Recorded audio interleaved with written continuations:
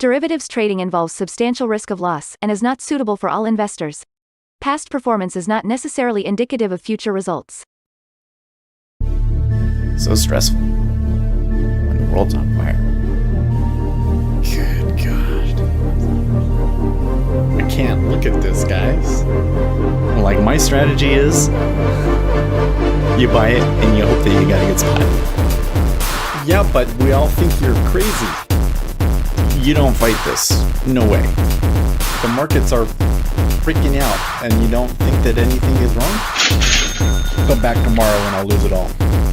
Should be fun. All right, guys. Well, I am starting a little bit early because it was like a huge mess this morning. So I will be back. I got to go take one of the kids to school.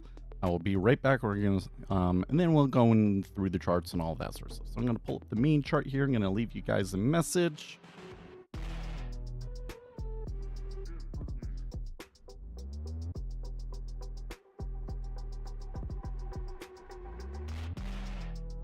And I will see you guys in about 5 to 10 minutes. All right.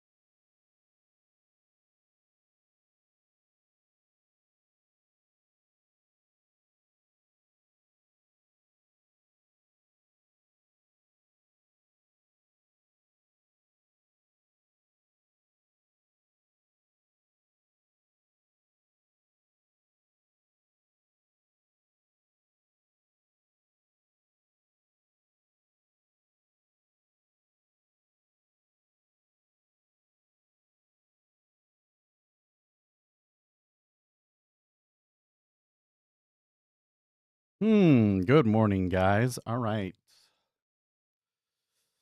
What is that? Chai Docs Dawn? Great job. That is a new name, and you beat everybody else here to the first message, so congratulations. Also, good morning, Andre, Octavius, Paul, and Uzi. Looks like when I got in the car, it screwed the music up, huh? So let's fix that. No, play that on this computer. There we go. I hope that it didn't try and play copyrighted music. It should have just, when my phone started playing, I didn't realize it would do that. Should have just, when my phone started playing it should have just stopped over here. So I think we're probably good. All right. So let's go into the markets first.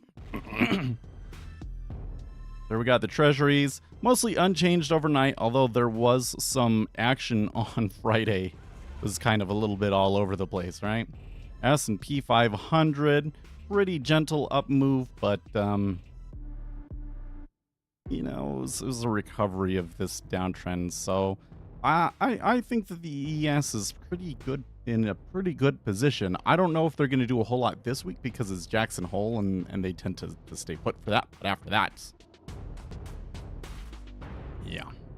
Anyways, oil, we got it took a dive on Friday and it's still down there. Gold and silver.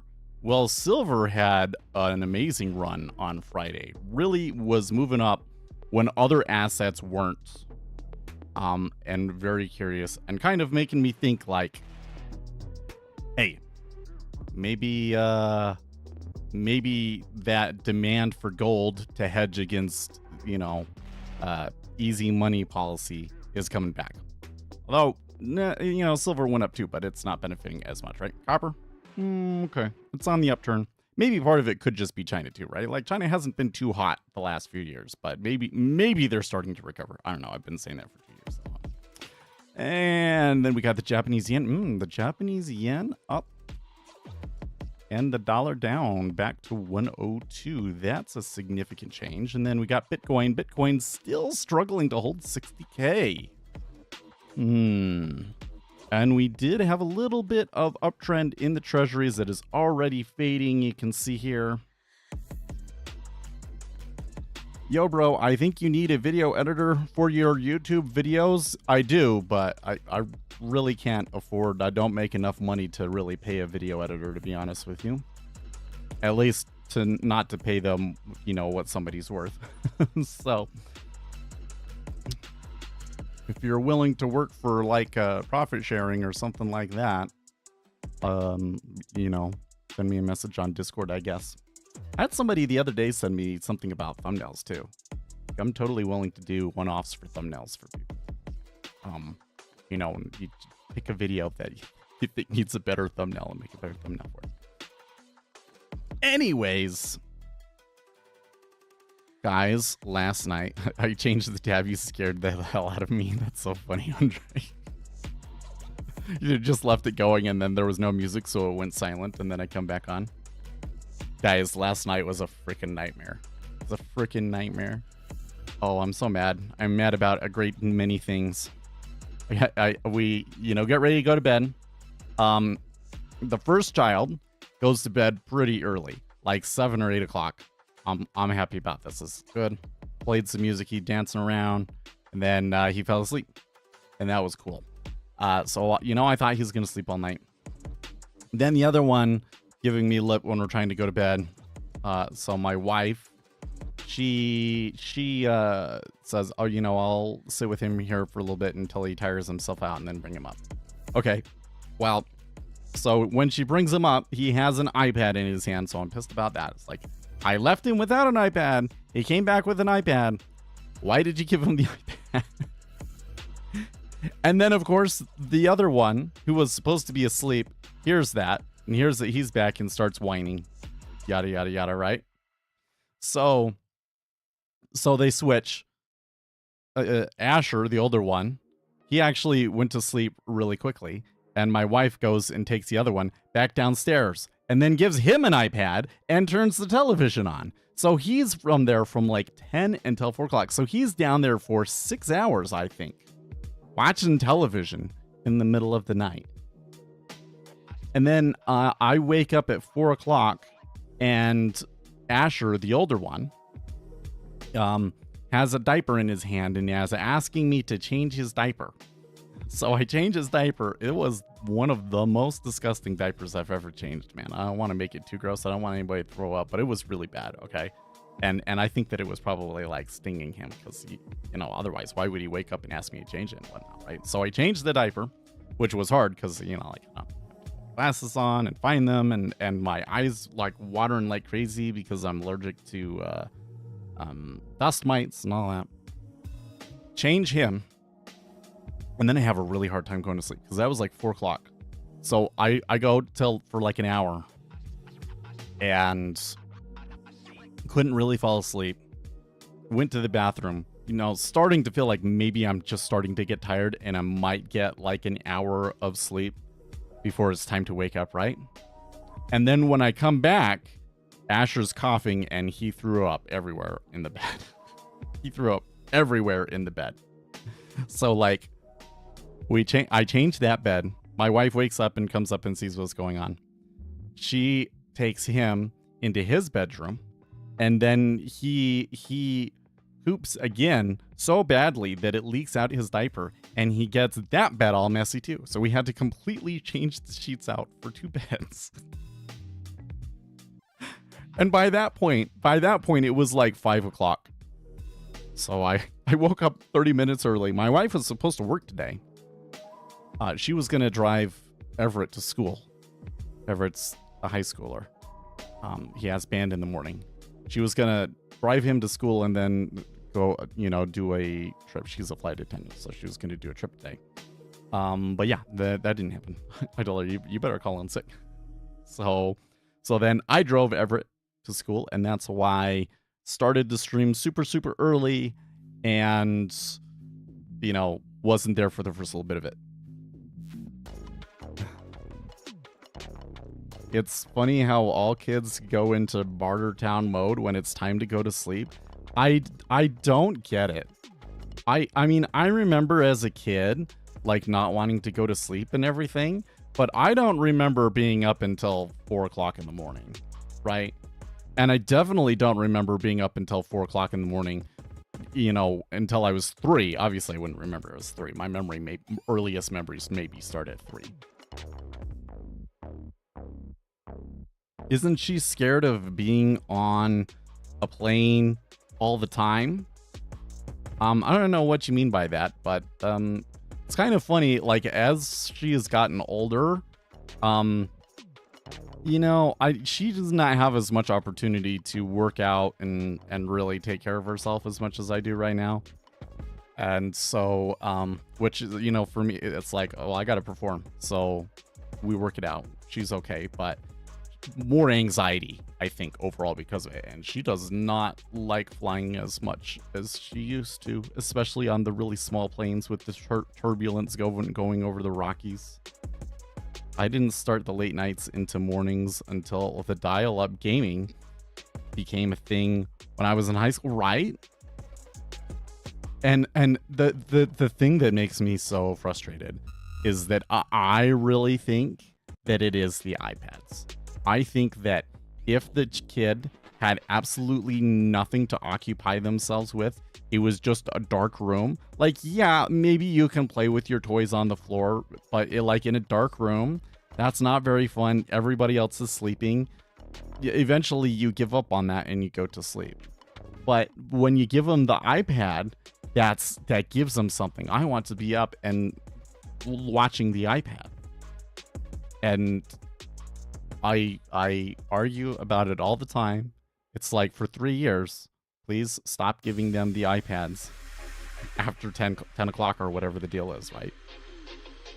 But it's too easy to get them to shut up and take a nap yourself with an iPad or a TV in their face. I got a friend in his 30s who complains about not being able to sleep, but sitting on his PC watching YouTube until 3 a.m. absolutely can't be the problem. and it's the light too. Well, like, a big part of it is the light. Like, another thing that people do that I cannot stand, like, it's gotten to the point where I can't fall asleep otherwise, is like you have all of these stupid LED lights in your room, right? So I have an air filter. It's pretty good. It has orange lights on it that are pretty dim. But then there's this one light on it that's blue. And it's like bright. Like with that light on, it lights up the whole room and I can see what's going on, you know, with that light. And luckily they have a mode that turns the blue light off, but I'm just like, why would you design that with this huge blue lights?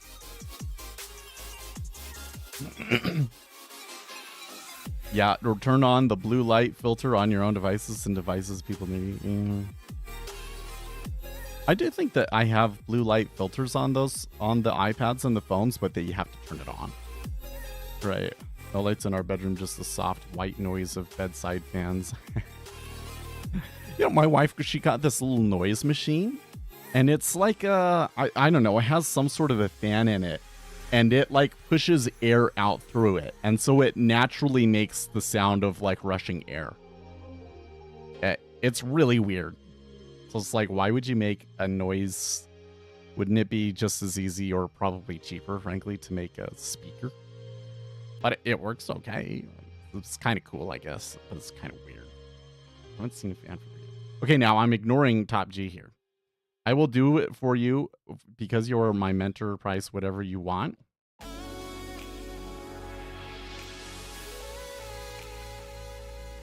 So here's what, if you want to do that, here's what we would do is you watch the stream and you watch the times down here and then take some notes for times on the clock down in the bottom corner that you think would be good videos, right? And then you give me that list and then I will send you the recorded video and you can edit it. And if that works, we can set up a workflow and you know, I can start giving you a percentage of what YouTube makes or something like that. To be honest, at this point, I would be willing to like make a contract to give you all of the YouTube revenue. Only the YouTube revenue, but all of the YouTube revenue in exchange for videos. But I haven't seen a fan for 50. I have a lot of fans, mostly for the garage. If I feel like falling asleep to a podcast or YouTube video, I put the phone face down and put my back to it. So, Octavius says, Scout, whenever I see Octavius take a trade, I'm kind of thinking like, maybe I should be taking a trade. But I'm not going to be taking a trade today, obviously. With, you know, as having as bad of a night as that, that's liable for me to make mistakes. So I can get myself to fall asleep pretty easily most of the time. If it's too hot, I have a hard time falling asleep. But if I go without any kind of external stimulation, I can't do that for more than 30 minutes before falling asleep. Especially, like, I tell you what, like church, it is so easy for me to fall asleep because somebody else is talking and all of that. So that makes it pretty hard for me to like sit and think about things, right? But I'm not really particularly interested or engaged in what's going on either. And it's like, I don't know exactly what the chemical workings of it are per se, but it's just like the brain's not producing the dopamine, and norepinephrine.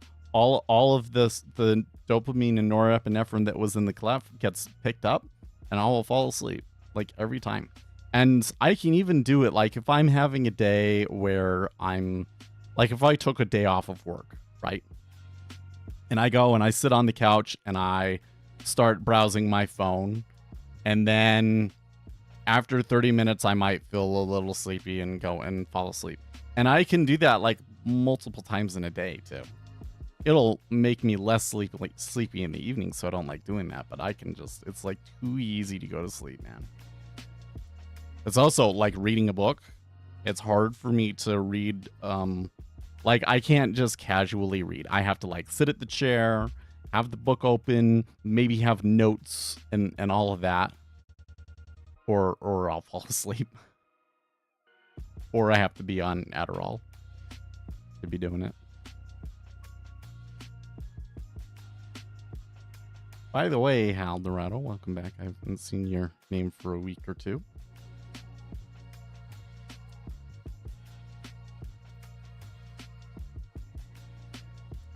I hope that Top G, because he didn't say anything else, that you didn't think that we were ignoring him and disappeared. But I constantly feel like I could make so much more content, but like I got other stuff going on, so sorry.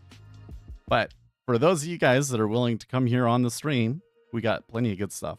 By the way, gonna watch Chicago this week for the riots? Oh man. Dude, it sounds like that's gonna be a real mess. Like, here's the thing.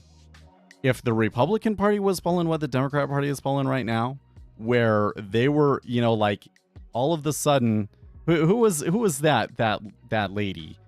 That was the South Carolina governor. I want to say Tulsi, but I know it's not Tulsi. Who was it? See, so boring and forgettable that I can't even remember. Can't even remember her name.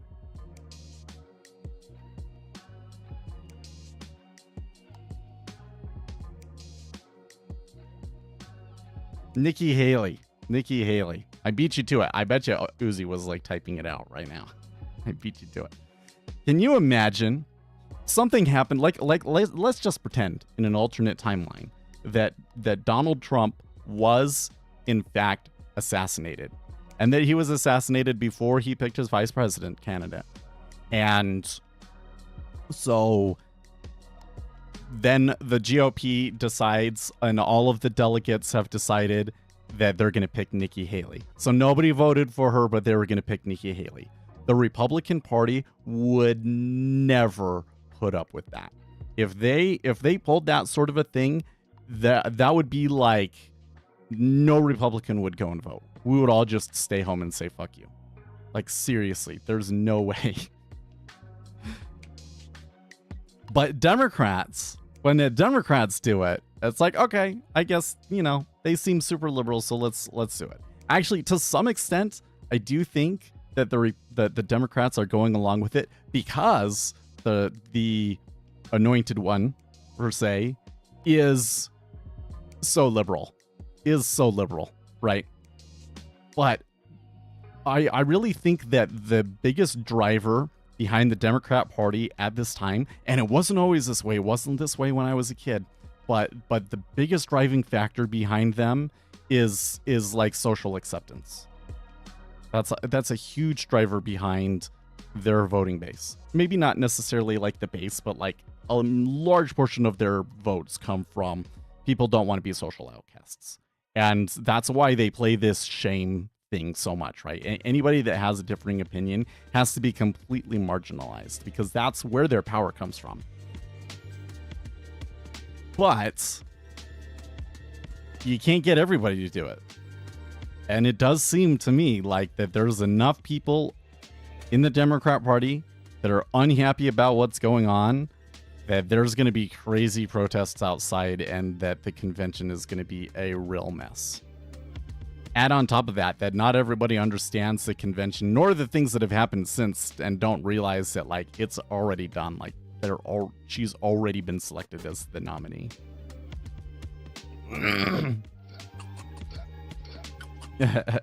Like the mayor of Chicago, for example, who recently got caught being super corrupt and then fled the state. And well, it wasn't a mayor of Chicago, but it was a mayor of a city there, yes, close by. Yep. Tiffany Henyard. Dude, that one's crazy. Does anyone trade UB? Why does the Dom look so weird? Okay, so UB. So first of all, what's the difference between UB and ZB? For treasuries, you actually can deliver treasuries. You can say, I'm going to sell a contract, and then that means that I'm going to deliver $100,000 bond. when after first call. Basically, if we're trading September, then as soon as September comes along, then I can deliver those, or somebody can call for delivery. Okay. But which bond do I get, right? Because there's so many different ones, and they all have different months and expiries and interest rates and all of these sorts of things. And so they have like a list of bonds that are available for delivery. And it turns out that the bonds that are available for delivery in ZB are not actually 30 years. They're actually closer to like 20 years. And the 10-year is closer to 7 years.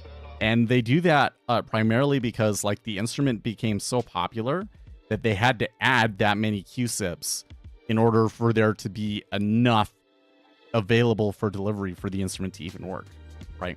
So when that happened, then they created these other instruments. And that's where you get the ZB, the Ultra Bond, which is a true 30-year. The bonds that are available for delivery are only the last few ones that have been auctioned off at 30 years. And so there's not very many of them. In addition to that, okay, so that's the first thing. There's not as much liquidity. There's not as many bonds available to deliver. So there's just not going to be as much activity and liquidity because of that. And then the other thing is that you can kind of think of the yield curve as like a whip. So if I have a 1-year bond and interest rates decline by 1%, okay, then that means that like because my bond yields more, that yield is worth more, and the price of that bond goes up. Right? Prices go inverse to yields, right? And it's going to go by that 1% over 1 year because it's an annual interest rate, right? But if I have a 30-year bond, it's going to be like that 1% times 30, right? Like the total value of it changes by a lot. And so the end result is, there's a word for this. What's the word for this? Duration. They call it duration, which is the bond's sensitivity to changes in interest rates.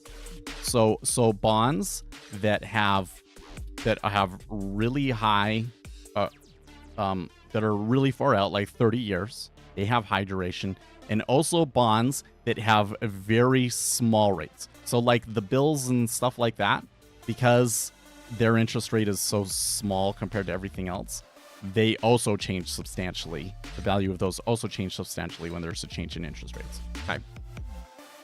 So the result of that is that the further out on the yield curve you go, the more volatile the futures are going to be.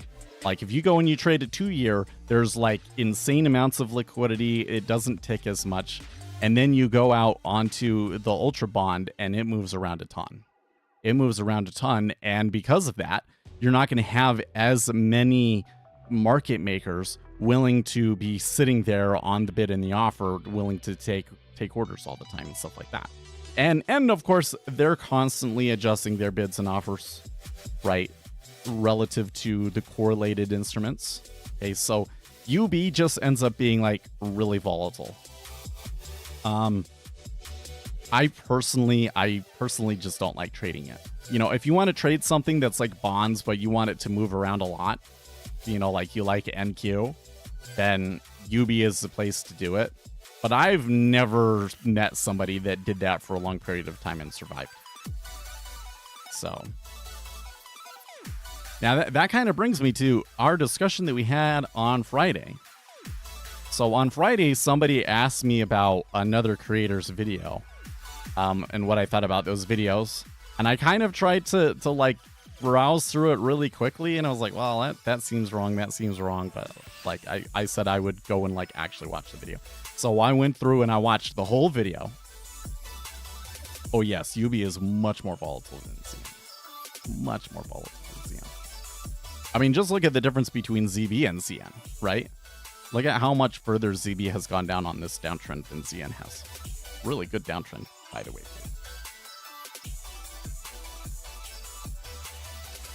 So, the video that they were talking about was basically is order flow useless? I think was the video. And I tell you what, guys, I could not stand this video.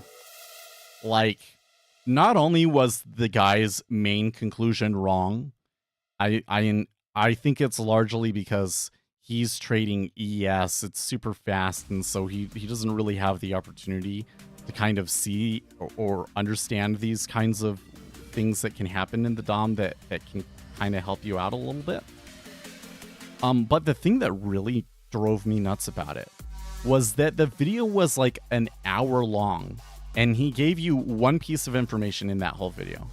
The one piece of information that he gave in that video was that a large portion of the liquidity out there is just arbitraging between that future and the underlying instrument. Like if you're trading ES, they are just adjusting their bids and offers based on the difference between the ES futures and the actual S&P 500 index.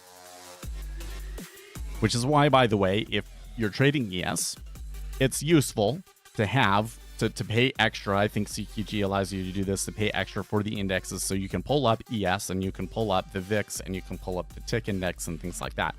And then you can look at, okay, what is the future compared to the spot index? Usually, if we're in an uptrend, the future will be higher than the index, right? But then, like, how much? By how much? And robots will arbitrage based off of that. Okay, so I just told you there in 30 seconds the one piece of information that this guy shared in a whole hour and 20 minutes. I was like, why does anybody watch this? It's totally like I'm going to tell you this big, deep, dark secret that like really honestly anybody that's been trading futures for a while should know by now. And then he just gives, and it's got to be like disappointing when you get to the end and then you find, oh, that's it. Oh my gosh. But then it really bothered me that he didn't seem to understand where the use in the things that you can see in the limit orders specifically have use. Well, so first of all, using the term order flow to describe what the bids and offers are doing is too broad. Okay, that's too broad. Order flow is, in my opinion, or in my definition, and the definition that I use is the definition that I think is the best to helping people understand the world, okay? So I think that the definition that makes the most sense is that order flow is the data informed by the book. So looking at cumulative delta is an order flow indicator, because you cannot determine what was a market buy and what was a market sell without looking at what was the best bid, best offer at that time. Okay. And similarly, these like reconstructed tapes that I have behind here that tell you, okay, this was actually one large order or whatever the deal was, that they also cannot do without the depth of market information. Okay. So that's the first thing, is that order flow is actually pretty broad. But even if we're just talking about changes in the depth of market, yes, there is value in it. And I always try to keep things empirical. This is a spot where it's hard, because you're talking about a really complicated thing, and how can you prove that there's like edge in that? Okay, well, especially when you're talking about the way that you do it as a human. But in this case, we have built machine learning systems that are looking literally at just the orders pulling and stacking. There's a study out very, very recently where every time that there was a large stacker pull, they kind of like, they filtered it only to those large changes. And then those large changes became part of a word or a phrase, just like a word or tokens. Well, we call it a token, but those are the words like in a ChatGPT model, right? And then they ran the GPT the large language model type algorithms on these level 2 change words, and they found that they actually can make extremely effective predictions about short-term movements with that information. So that's the first thing. So that we actually do have a study that suggests that what you see on the DOM can give you a good idea about short-term changes. They also found that the market has a couple of different modes that they will go through, or at least the market that they were looking at has a couple of different modes that it will go through. And you can read that study and go into it. It was by Jean-Philippe. Well, it was actually by somebody else, and I think Jean-Philippe was kind of like helped them. But anyways, really, really good study, and really suggests that there's like a lot deeper that we can dig on that, right? Okay, so that's the first thing, is that we do have some empirical evidence to suggest that works. Now for us as people, how do we use this information?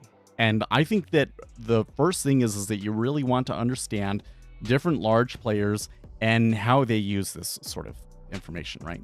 So one group of players are market makers.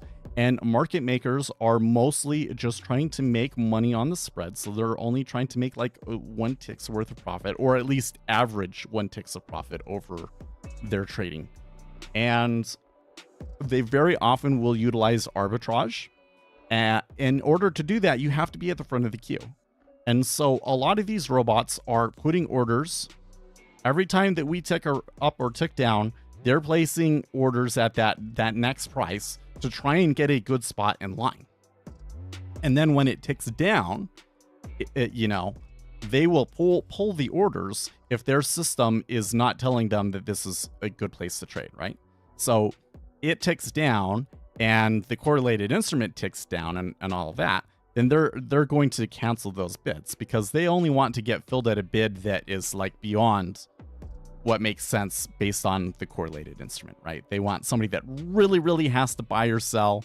They have to hit into them and pay up or down, in order to get their volume. And that's kind of how they make their money, right?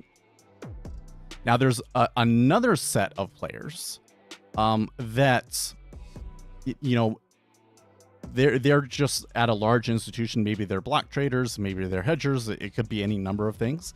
But when they come in and they execute, they find that it helps them to add liquidity to the market. And, they want to get fills as well. And so they're going to have limit orders at every price. And if those limit orders are at any risk of being executed, they will automatically cancel unless that trader, the human that is controlling it, specifies to actually take the fills. Okay? So as things move around, you are always going to see a certain number of contracts cancel. And you're always going to see a certain number of contracts actually trade. Okay? And the thing that you want to watch for is how many contracts cancel, how many actually trade. And then after that, there's almost always going to be more trade overall at that price than what you saw on the limit, right? Like this situation that we've had here between 05 and 03, where there's only 802 contracts at 04, 1556 at 03 half on the volume profile is quite unusual. Normally, they would trade at least 5,000 contracts at a price before they're able to move on in ZN. So what does that tell you? Well, this is an aggressive move. The market makers, for whatever reason, did not want to take fills there. Now, was it because of a correlated instrument? Well, I am seeing that the Japanese yen was on the downturn, but nothing crazy. Nothing crazy. The dollar's not moving a ton. So I think that the yen is probably just following the treasuries. That kind of says to me, oh, by the way, there was a lot of volume up here at this 05 half spot. So that says to me that those orders pulled because the market makers were concerned about the chances of adverse excursion. Basically, there was enough selling throughout this area for the market makers to decide to pull back and let it fall back a little bit before they started taking volume again. And then we're going to watch here. It looks like the first spot where we saw some trade was at 03. Right? And often when you get a trend as big as that, what will happen is they will actually trend a little bit beyond 03 and then kind of snap back to that spot. Right? So these are all kinds of things that you can see in the depth of market itself that are can be useful. Another one is large orders, icebergs. You know, a lot of people, they will put these Vista charts up and they'll be like, oh, there was a large order here, and then it's going to bounce off of it. And people have all these ideas about what's going to happen off of that. I haven't found that sort of thing to be too useful. But what I do find useful is, like, you know, if I see a large bid in a certain spot, normally I'm just kind of like, well, okay, whatever. They might pull by the time we get there, right? But if it's an auction day, that kind of tells me something. Like, if it's an auction day, that's probably something putting a rate lock on. And there are people out there that say, you know, if it gets above this, then I need to sell it and hedge myself against that. But, or that's actually probably more often the other way around, that if it gets above this, I have to buy it, but I digress. They only want to do it at that price, right? And if it doesn't get to that price, they don't have to do anything. And so putting that big order there is actually kind of like more of a advertisement / warning more than anything else, right? But that's only like because there's some sort of information out there that we know why it's there, right? In ES, it might be because that's a key gamma level, right? So there is a lot of value in the depth of market. I would say that it's very difficult to make money from using the depth of market being the only thing that you've got, your only edge, okay? But when you combine it with other things, especially knowledge about what's actually going on in the market and flows that are expected that day, can become a very, very powerful tool. And I really do not see how I would trade without it. Now, I think that the reason why you've got a lot of people out there coming to this conclusion is, again, because they're trading ES. And that thing moves so quickly. It's not like those properties aren't there, but you have to see them very quickly and across multiple different prices. It's very, very difficult to do.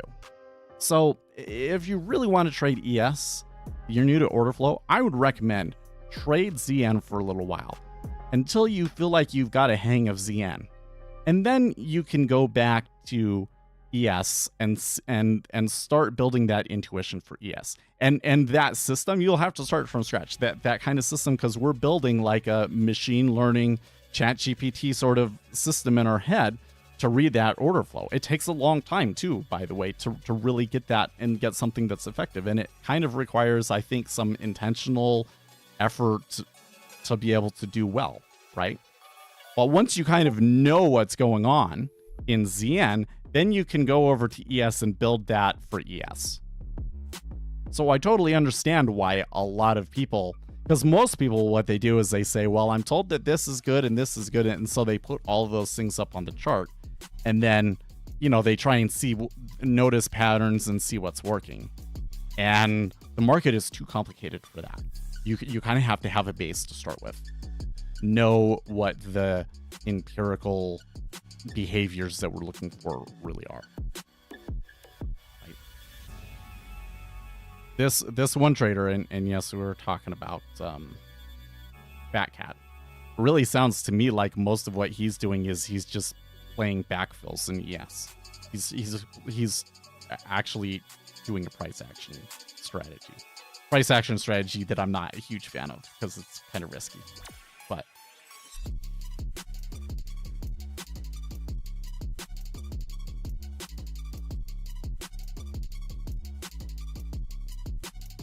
he did a line in one on a YouTube trip. Oh, if you say so. I don't think so. I would hope not.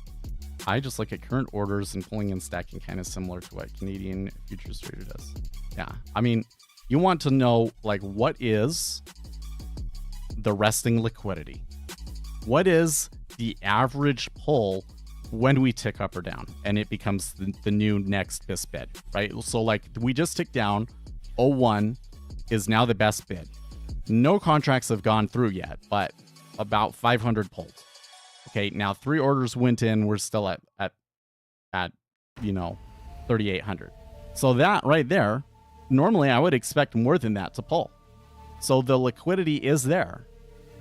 The liquidity is there because I know that the average amount is they're going to pull about 1,000 to 2,000, and they didn't pull as much. So that price is being a little bit more sticky. Now that could change. That could change really quickly because correlated instruments and things like that, right? But they're really close to 113 even, so I'm going to bet you that we do see a decent amount trade at 01, 0 half, and 113 even, and that they start to build a volume profile there. It might not return back to that 03, at least not for a while. You could see how when that 03 got hit, though, and there was that big order. We did go sideways for a little bit, though. You see it on the chart? That little thing right there? Right? And that's kind of the thing, is that when you're watching the liquidity, if we like tick down, right, and I only see like all of it pulls, like let's say that everything, there was only like 200, all 4,000 of those pulled. There was only like 200 lots on there, and then it trades down. And then it trades back up and it trades down. And each time that it does that, there's only 200 lots. That immediately right there is like, oh, okay, here we're starting to form a liquidity hole. So I'm going to see that potential like short-term mean reversion period place long before the price action traders can see it, right?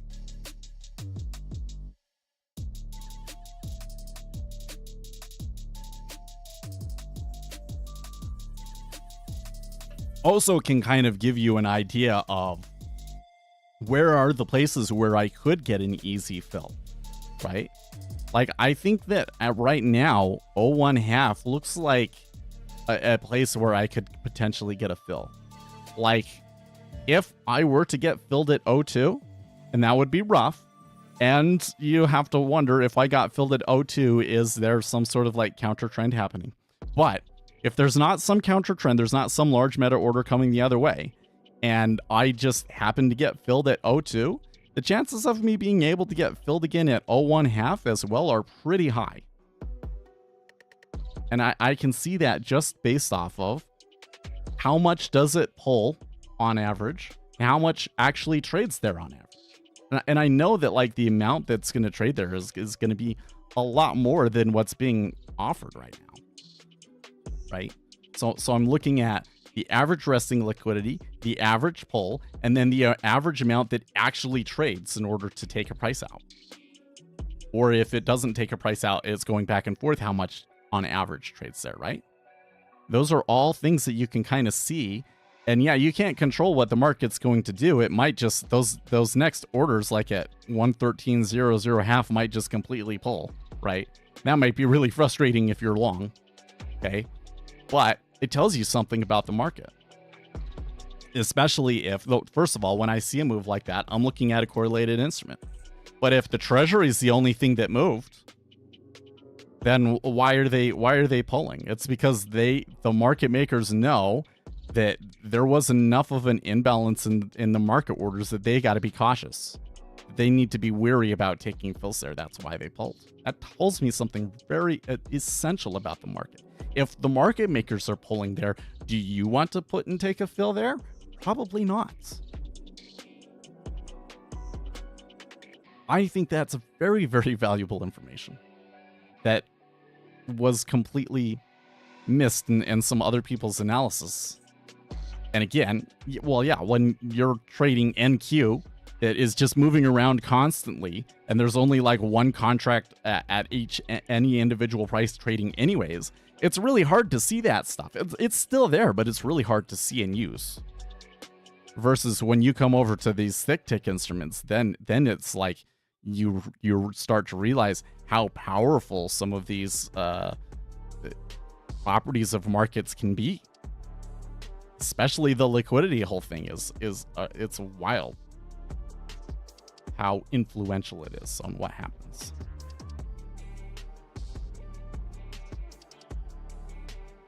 I used to be a price action trader, but once I got to read the ladder, it's all about size and a few ticks, price action as in technical. Yeah, well, the thing that I think is kind of funny about the terms there is that price action really has come to mean technical analysis without using like chart indicators. They're kind of doing it by feel, but they are still using past price movements to make their decisions, which on an intraday basis doesn't just not work very well. There are some sorts of setups that, you know, it will tend to do a certain thing most of the time, but they have very, very fat tails. Like when those don't work, you get decimated. And how do you know that it's working or it's not working? That's what happens to most people. That's what I'm not going to pull it up again, but the strategy that we did on Friday was intended to show you that it will have a period where it will work and then just gadoosh, gets destroyed. Yes, but that's absolutely a gamble. Yeah, it's a gamble. I mean, honestly, you think about it. If you're trading ES, you just got to realize that like the skill to luck trade-off that you get there, if you're making money in ES, it's more luck. Whereas if you're making money in ZN, it's more skill. Like it's really hard to get lucky in ZN. I tell you. Even if you're doing like taking on risk and taking one tickers, it's still really hard to come out over a day and make a profit. Whereas you can do that all the time in ES and get away with it for months. In ES, or sorry, in ZN, in the treasuries, I feel like you really have to know what's going on. Otherwise, it's just random, because it's just so technically efficient.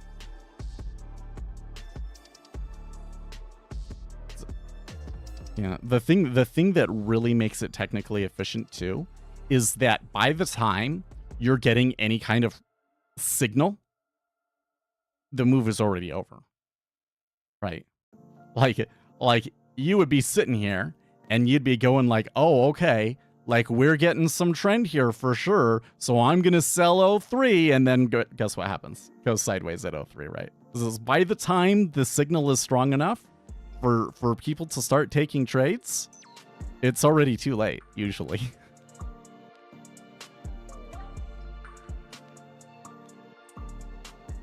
And that's intentional, by the way. Like that's what they're doing, is they're gonna move it a little bit and then create the liquidity hole. All these retail traders are gonna pile in and start feeding you liquidity in that spot, and you just and then it just kind of goes sideways there. And those people get chopped up and you're getting all your fills there. That's how it works. When that happens, wait 30 to 45 minutes. That's probably like the best piece of like simple piece of advice that I can possibly give a new trader is if you just saw a trend and it's a spot you're afraid that you're going to get stuck, wait 30 to 45 minutes and then think about the continuation trend. Or sorry, the continuation trade. So yeah, I think I should make a full video explaining this stuff, because I think that I kind of have it scattered throughout my videos. We definitely talk about it on stream, but I don't have a really good video doing this. And it seems like it's a title that's kind of clickbaity and grabs people's attention. So I think it's something that could do well, you know? So I think I'm going to make that a video. I also think that it could be a good segue into building intuition. My only question is if I should make a video about how to build trader intuition first. I don't know. I think that there's probably a lot more research that we could potentially glean from how to build intuition. I haven't been able to find good research out there on that. And that's like one maybe little thing that's maybe preventing me from making that video. So I feel like there's more. But hey, we could make the one with the stuff that we do know now, and then maybe we'll learn more later. One of the things that really interests me is this this hint that like your heart can actually play a significant role in intuition, and that your gut plays a significant role in intuition. So does that mean that like eating well plays a significant factor in building good trading intuition? Could be. But I don't think I understand the research well enough to really know that. Are they going to touch that O3 again? That'll be kind of funny if they do. I'm a little bit suspicious about it though. So they sure built a liquidity hole and went sideways at 0.5 for a while.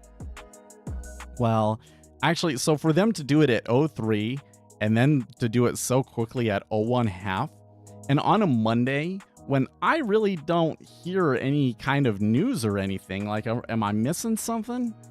I'm not really sure what flows could be going on that would create that. So,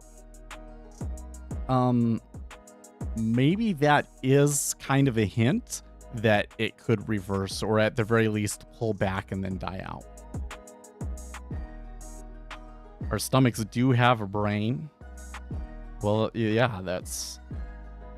But I mean, even I know that there's like some research out there about it, but I kind of think that even what we do know about it is still very, very early. We don't know a lot about it. So the things that I know about building intuition are just things that I know based on messing around with machine learning algorithms. Like, the order in which you learn things matters. There are certain concepts that you don't want to introduce too early on because they will become such a dominant part of the model that it will prevent you from picking up the other spots. That's why, for instance, if you want to learn order flow and trade ES, it's good to start in ZN first, because in ZN you can see those properties that's really, really clear, and you know what you're looking for, and you can sit there and you can build that intuition. If you try and start that from the very beginning on ES, number one, it's harder for you to see the properties that you're looking for anyways. And number two, there's other things that go on in ES that will distract you so much that you won't pick up those skills, right? It's just like, there's a reason why you don't introduce concepts about sex to children until they're much older. Until their brains are more developed and they're able to understand those concepts better. If you introduce that information, too much of that information to kids when they're like 3 and 5 years old, it can do real damage to them. And that's especially if kids that have been abused, they end up being too, well, there's a whole host of issues that come about with kids that have been abused like that, right? It's because it messes up the development of the brain. There are certain things that you don't want to introduce too early on. So the order in which you learn things matters. That's one thing that we know that I think is important to building trader intuition.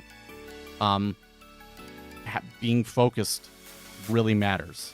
Like you come in and you're focusing on something and drawing your attention to something is going to make your brain more likely to build those connections. So if you're like reading something, like sit down at a table, take notes as you're reading, potentially, right? You'll be focused. Your brain will be more likely to build those neurons to encode that information that you just got permanently. Same with when you're on the DOM. You want to sit here, focus on it for 2 hours. I really don't think that you can focus on order flow for longer than that, but really sit and watch the order flow for the 2 hours. And you have to do it every day. And you have to get good sleep, because what's going to happen is as you sleep, your brain is going to replay that stuff and start building that model.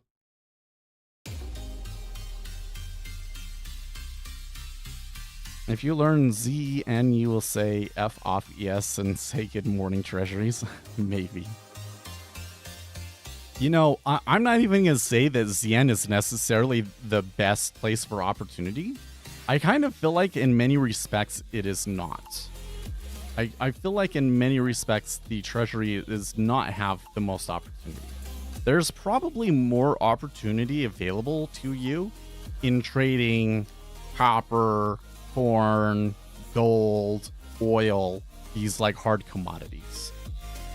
Because you get so many of these producers and stuff that they just have to outright hedge. And if you know that what they're doing, you know enough about that market to understand who's hedging and whatnot, there's real money for you there. Especially if you, I mean, the other problem is I really think that the amount of edge available to you as a retail trader scalping is very minimal.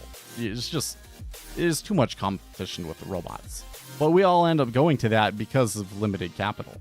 If you have more capital available to you, then you can start doing things like trading the basis, right? If you have $1 million and you're able to own 1 million of the underlying actual commodity, right? And then you're buying or selling the futures to hedge yourself with that.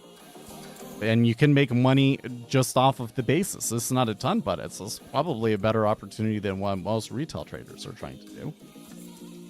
Right? But ZN ends up being a good spot because, you know, to trade corn and oil, you have to understand corn and oil. And I don't know anything about agriculture. Do you? Maybe I would know if I had started with that. But I think that the place where like there's the most information available to learn those sorts of things is in the treasuries. And so that's why treasuries become a good place for you. A retail trader. A retail day trader, at least.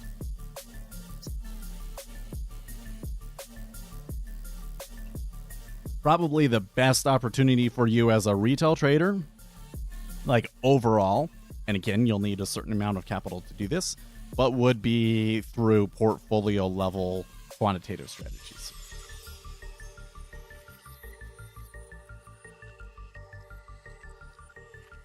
Yes, corn is good.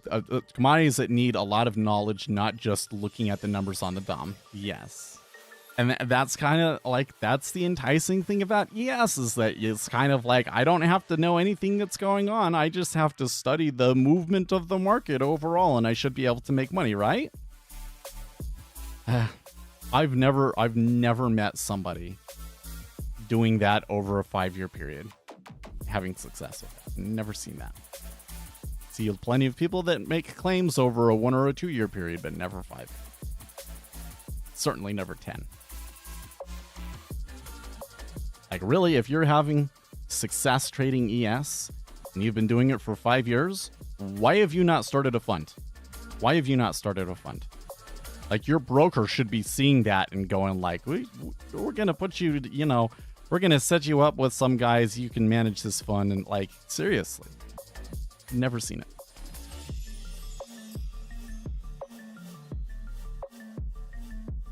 By the way, something I'm seeing on Twitter. Breaking, the SEC charged Carl Icahn over allegations that he failed to disclose key aspects of his margin loans. That's no good. That is something that could really, really tarnish his legacy. And I'm not saying that like I really like Carl Icahn and so I think it's a bad thing if anything bad happens to him. But I do wish that activist investing was more of a thing, and that there was more small people getting involved in that world. And if the greatest activist investor of all time has his legacy tarnished like that, that's gonna really hurt activist investing, don't you think? I would think that the advent of the internet would make activist investing like a big thing, but it hasn't happened yet, which kind of makes you wonder.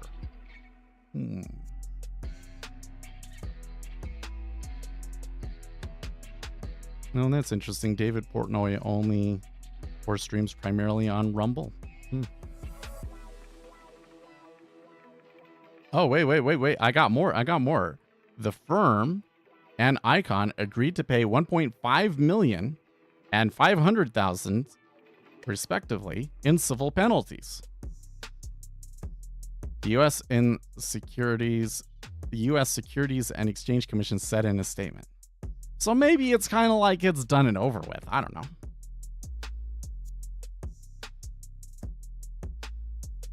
Hindenburg Research retweeting their tweets from back in May about that, saying that the latest disclosures raise critical new questions about margin loans. Basically saying that he's like way more margin than people realize is true.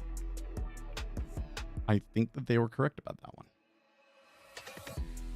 Well, let's see if it kills them or not. Nick Timiraos, Minneapolis Fed President Neil Kashkari says the rise in unemployment rate alters the risk management outlook. The balance of risks has shifted, so the debate about potentially cutting rates in September is an appropriate one to have. Basically, we're going to cut rates in September, probably. You know what's funny about all this one?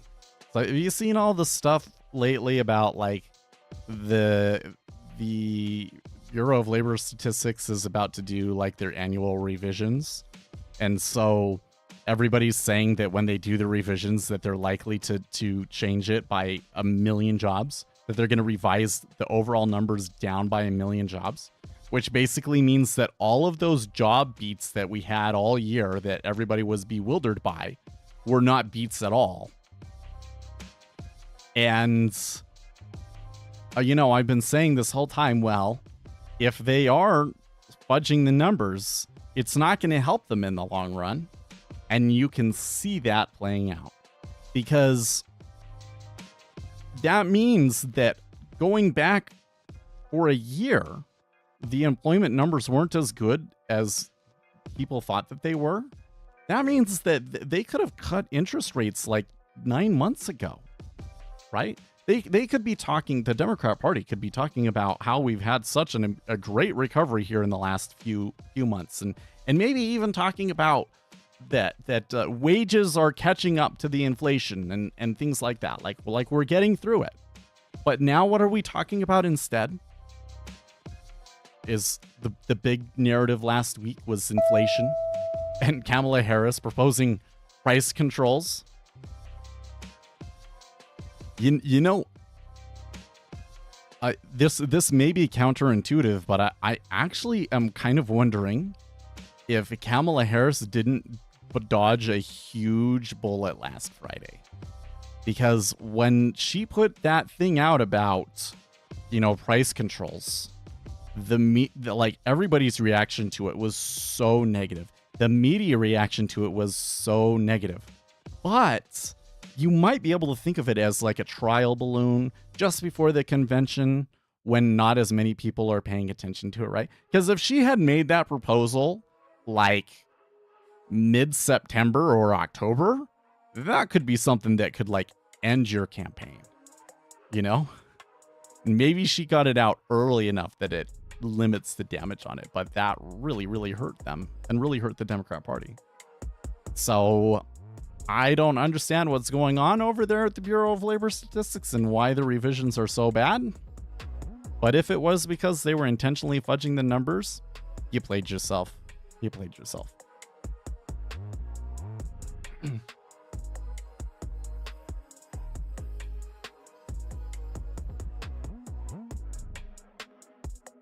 Because I honestly have been looking at this market over the past little while and have been thinking, you know, we probably could have cut rates at the beginning of the summer.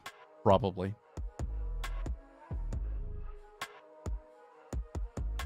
It's just like we were late on Omicron. Somebody pointed that out on the last YouTube short that I had posted. Well, it's true. The effects of monetary policy are lagged, and so anyways, and so I don't know if like getting it on the exact month makes that big of a difference. Like, is there a situation where you start raising interest rates 1 month versus 3 months later, and if you raise the interest rates on time, you wouldn't have inflation, and if you didn't raise them on time, you would have inflation? But I'm not sure that like a 3 months difference can do that.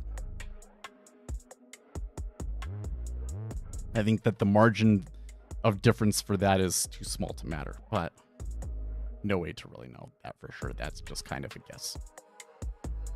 Okay, well, they did get above 03, by the way.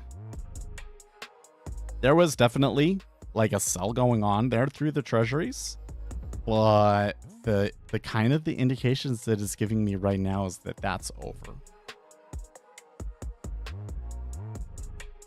You know, it is a Monday, and it is a, you know, the Jackson Hole week. So getting as much trend as they did on the downside on a Monday was already like unusual.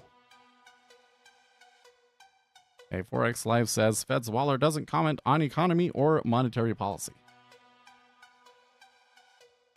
Well, I should note we do have bill auctions later today, 6 and 3 month bill auctions, but I don't have anything else on the calendar, so.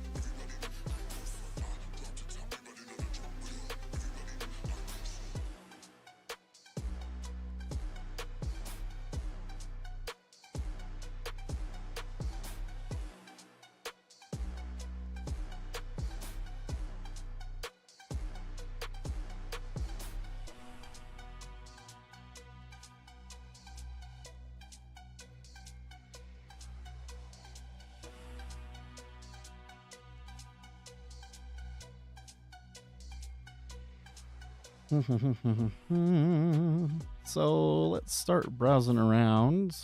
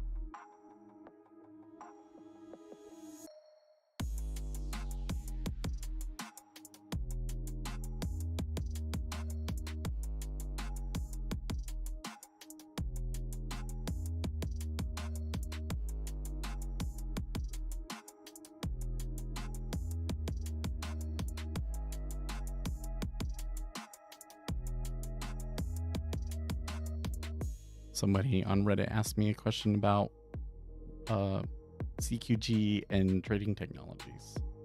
It's like, well, if you're looking at CQG data, you're probably not going to use trading technologies.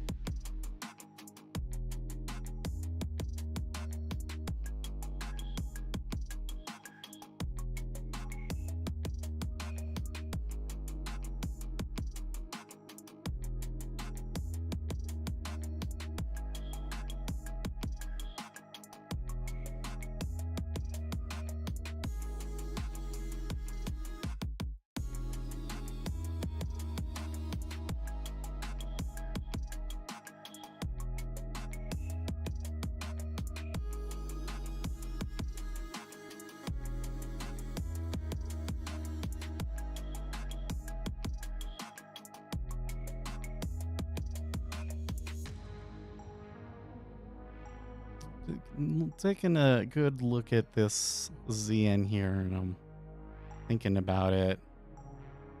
I know I said earlier that it does kind of look like the downtrend is over, but I'm making that conclusion. I'm making that conclusion based off of that I wasn't expecting any flows anyways, and it is Jackson Hole this week as well. But now I'm looking at oil. And in the last 5 minutes, since ZN has kind of started to mean revert, the gold futures, rather. Did I say oil? Gold futures are just took like a huge hit and sold across their entire range to their lows. So something weird is going on there. And we're getting some volatility in the ES, just like kind of the normal start volatility. Do you know a grid trading strategy for NinjaTrader 8? So, man, I forget what a grid means exactly. My recollection was that I wouldn't recommend it. Isn't that where you have multiple contracts and multiple stops and targets?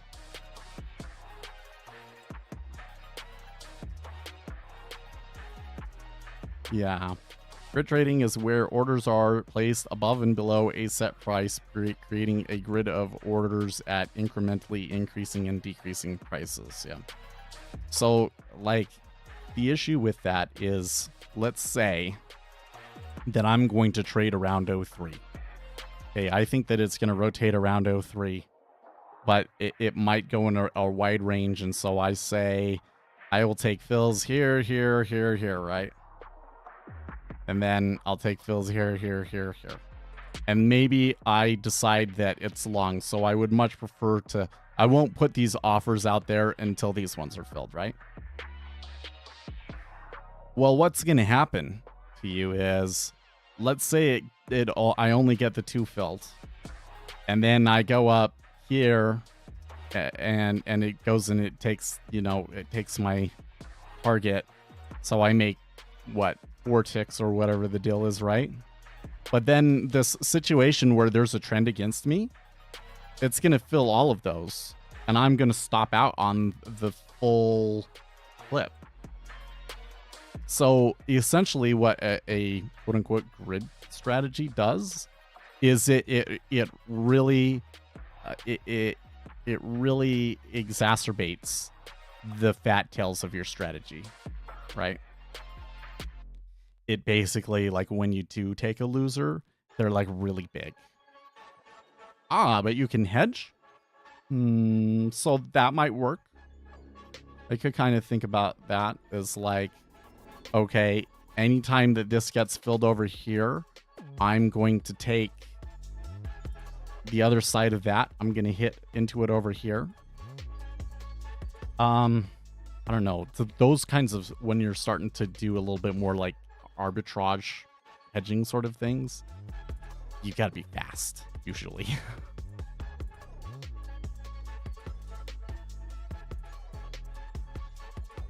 Yeah, on an inverse instrument. Well, like, so say for instance, so there's a couple of things. One thing is that when you do that, there's almost always some sort of a basis difference between any 2 instruments, and the spread on that basis could change, right? And then you're going to make or lose money on that instead. So that's one problem that you have. Another problem that you have is you're going to have increased transaction fees, which do add up. And another problem with it is what you're doing is just a lot more complicated. So it can kind of be difficult to execute and execute it well.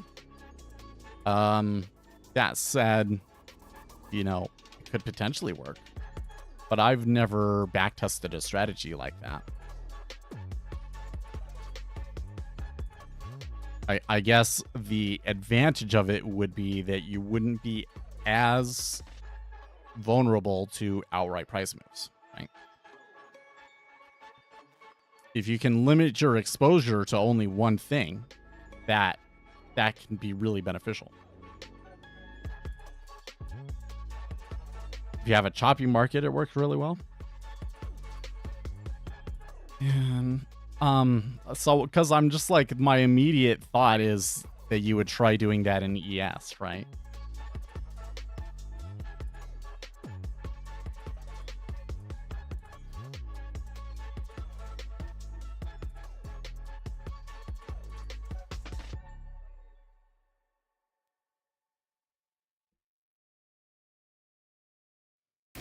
I don't know if the hedge makes as much sense. So like, let's say that I go short this and it starts moving up on me, right? So then what do? I come over to my correlated instrument, whatever, and I take a trade going the other way, right? So now at that point, my net exposure is nothing, right? But then I'm going to come over here. If I continue to lose, then my loss was only the amount that it moved before I came in and I hedged myself, right? Which is like a little bit of a loss, right? If I hold on to it and my thing comes out at a profit, and then over on this side, I'm going to take this one out. And so this one is going to have a loss that is going to be larger than your win over here, right? I guess what I'm saying is, why wouldn't you just take the stop? Why wouldn't you just exit the original position? Like if you have a large position and, you know, spreading it out between instruments, that maybe makes sense. But like if I'm doing it on one lot, I kind of feel like if it's not going your way, why wouldn't you just get out? What is the best instrument to trade in futures? The one that you have the most edge in.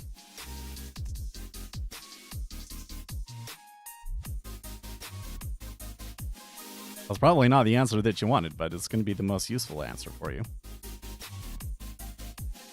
Don't pick your instrument based on which thing is going to make me, you know, moves the most, and I can make the most money in a day from the volatility and those sorts. So that's what everybody else does, and that's a large portion of why they have trouble, is because they all end up trading ES.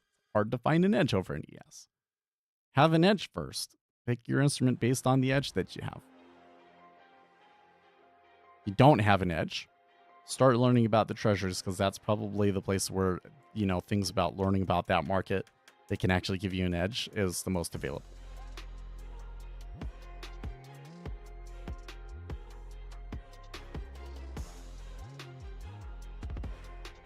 This is mostly used in Forex, yeah.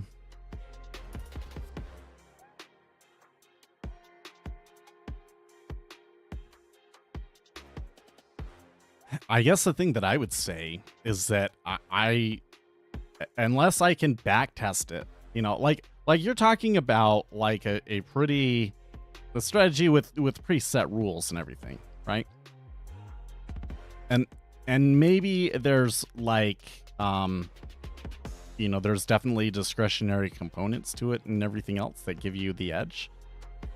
But I would still need to see something where like, okay, I have two strategies. And the first strategy is just a base strategy that I know is really simple, like moving average crossover. When the X minute crosses above this other minute, then I take a long and vice versa. And that's like my set strategy, right? And then I compare it to, what if I only do all in, all out, one contract versus this more complicated method of managing multiple contracts?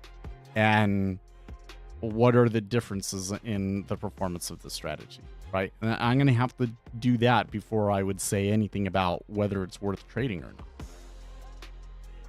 And the reason that I say that is that in most instances, what these strategies are doing is they are reducing your overall profits, essentially. Like all in, like flip and reverse usually has the best performance in a backtest. But like the drawdowns are deeper and all of these sorts of problems, right? So you add all of these other rules in it, maybe you make less overall, but you might have more consistent performance, or the drawdowns might be less, those sorts of things, right? But then the problem is that, like, what are the things that you're doing to actually get those changes? You're taking less profit overall for more consistency, but how are you doing it? You're doing it by taking on more risk. Ergo, you're going to have a larger left tail. So there's like some very negative consequences to doing that you might not realize. And if you use a large enough data set, you should see them in there, that like it's going to be this 1 month where the drawdown on it is like terrible, right?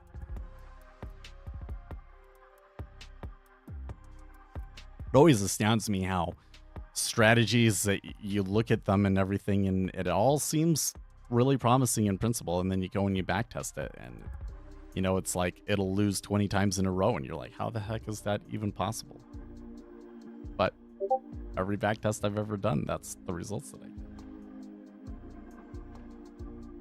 Not every backtest. I've found a few that seem pretty that seem okay. Yeah, I don't know how to backtest it. Well, and that's the thing. If you can't code,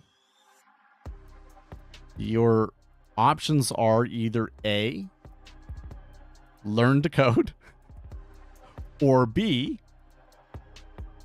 learn to build trading intuition, essentially.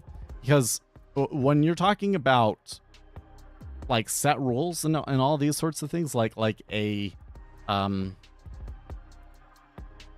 mechanical system, if I can use that language, basically like all the rules are set, and everything that you need to do, I could write it out on a piece of paper, right?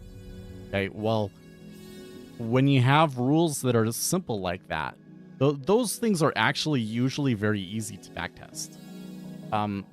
But because they're easy to backtest, the chances of somebody else already having done it are very, very high, and there's not very much edge in it. Versus when you're using intuition, when you're saying, I'm going to take in all of these pieces of information that I know matter, and factoring in why they matter and everything, and then after doing that, trusting my gut and making decisions based off of feel, now your neurons and stuff are able to create data structures in your brain that are just well beyond our understanding. We don't understand how they work. But now you can have really complicated strategies that the market can't backtest, and that it's very difficult for the market to find and arbitrage away, right? So if you're not going to be able to do it programmatically, then I think that it's better to go the intuition route. But, you know, a lot of people, they want to do it mechanical. And at that point, the answer is, well, if that's really what you want to do, you need to realize that in this day and age, that basically means you're becoming a programmer, and you need to become a programmer. And don't just like think you can chat GPT it or use the Ninja Trader tools that kind of help you build your own strategy. Like, just learn to program it, man. Because the amount of effort that you waste using those kinds of tools are at the moment less than if you just learned programming. I have a couple of good videos about that sort of stuff too, so. And you can go to Discord and you can ask questions in the Ninja Trader channel and tag me so that I don't miss it. Better way to go.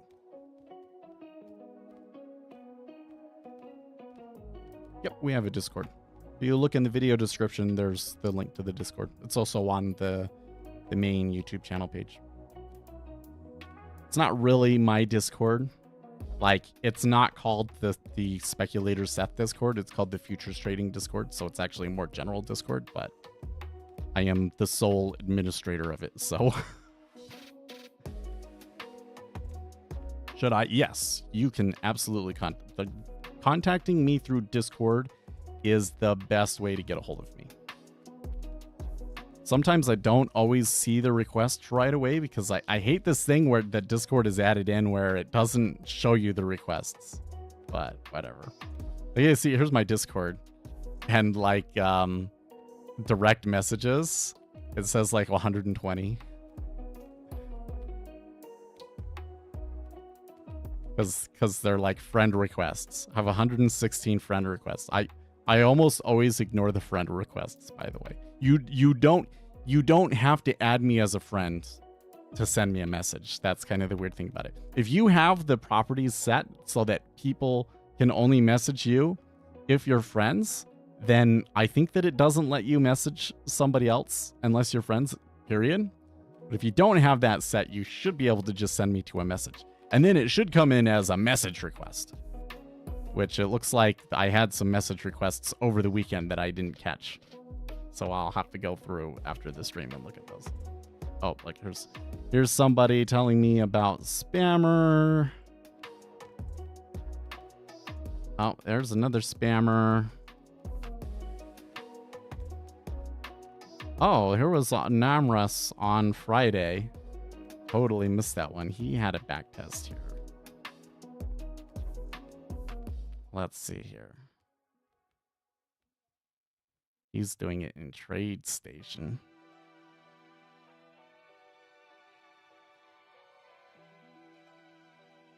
%. A ratio average win average loss 1.15, so that's good. You do have a pretty big difference between your average loser and your average winner and vice versa, so that kind of reduces the probability. But your biggest winner is larger than your biggest losers. That's also good. And then let's see here. Max consecutive losing trades 7. So that's good. So far all of the stats look good. I can't see what the period was. Well, we can see how many trades it was, right? 2,000. That's not terrible. Not terrible. Oh, wait, here it is right here. 2004 to 2024. Oh. Interesting. Average bars in a train.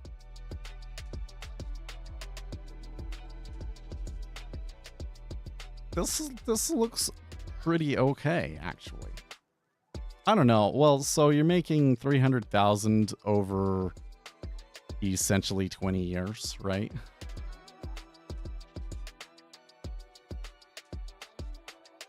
Divided by 20. It's like $20,000 a year profit.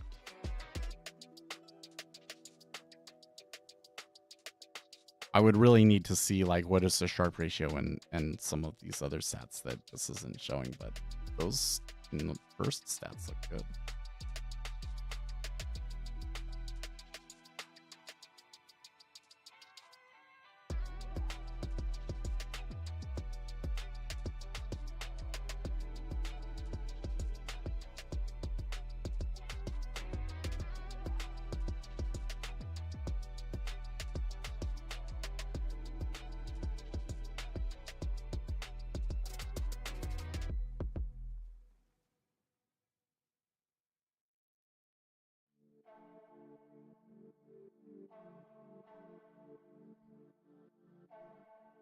I got 30 to 40% win rate with an average 2.5 risk reward.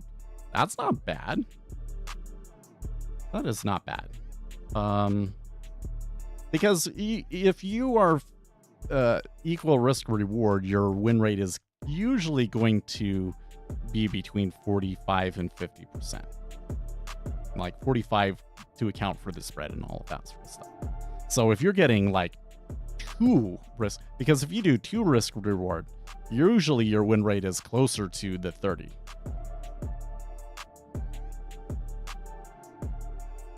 $10 to 15 trades a month. Well, so you would really want to look at it over a large period, right? But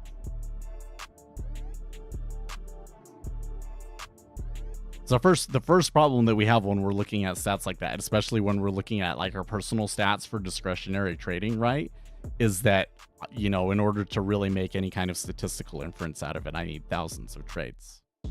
So, you know, if you're taking 10 to 15 trades a month, you know, that's going to be like 10 years before you get to the point where you have enough data for me to say, oh yeah, it actually does kind of look like it's okay, right? You say you have lost 3 funded to trader accounts? I wonder, how quick your drawdowns are. So, like, normally, you having good R factor over 1, and like a win rate that's reasonable, that kind of would make me think that you would not be in the camp of like having really bad far left tails, but you can still have them, right?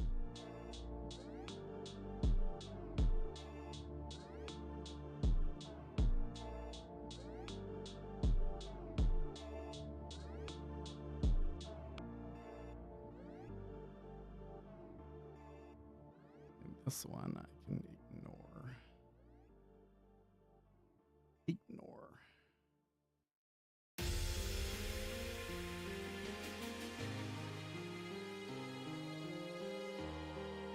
Should check in here. Somebody was complaining about somebody masquerading as me. So I need to double check.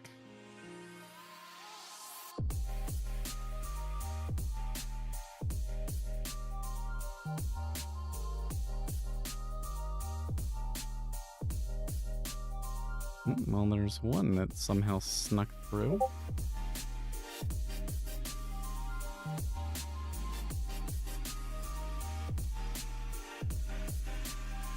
Let me check my log. When was the last? Oh my gosh.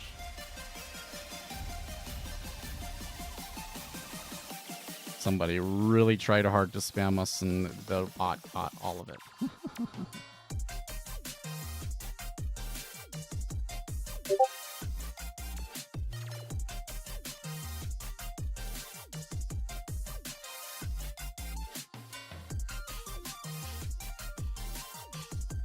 Good grief.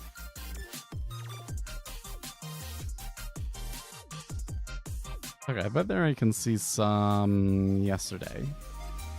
Looks like it's still running. What happens is they can message server members pretending to be me without actually being on the server, and then there's, I can't really do much to them. Like, they're already banned, right? So it's like...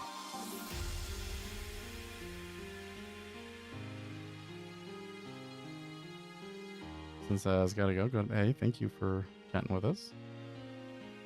I am trading from almost 2 years now. What do you think this realistic idea like, and how much time will I be profitable?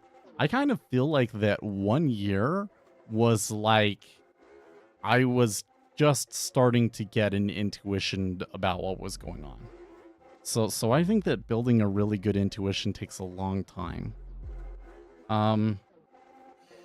It really depends a lot on what you're doing, right? I mean, like, if you're using a mechanical system that's backtested and all of those sorts of things, theoretically, it shouldn't take you more than a year to learn that system and get good at that system. The problem is that most systems don't actually have an edge, right? So, like, how long, if you don't have an edge, how long will it take you kind of stumbling around in the dark before you find an edge? Well, some people never do. Some people never do. And that's kind of the problem. So, what I do, I would say that we've been able to develop pretty considerable edge, at least relative to other retail traders over the years. But the amounts that we're making from it when we're doing well are quite modest. And like the performance of it overall is quite modest. So I guess it also kind of depends on what your expectations are. If your expectations are to quit your day job and everything, like, I don't know if that'll ever happen. Took me 1 year and almost 20 trades to lose that account. You know, I was in break even for almost 8 months, and then I start going for a trailing stop loss and a fixed risk reward, and I lost that account. Okay, so this is an interesting topic, though, that I cover a lot, but it's worth bringing up here. Is that in all of my back testing, yeah, let's pull up the cost basis. They just barely crossed it, by the way. In all of my back testing, it's always the stop and reverse that does the best. So that is to say, you have some sort of a signal that says go long, and then you stay in that trade long until you get a signal to go short, and you flip around. Stop and reverse tends to work the best. There's some very unfavorable statistical properties about stop and reverse that we don't like. But when you come in and you say, okay, here's my signal, and then I'm going to take a profit if it goes this many ticks, and I'm going to take the stop if it goes this many ticks. Even if you're adjusting the number of ticks based on the current volatility and all of those sorts of things, what I find is that the statistics of your strategy have more to do with where your stop and target are being set more than anything else, including your entry signal.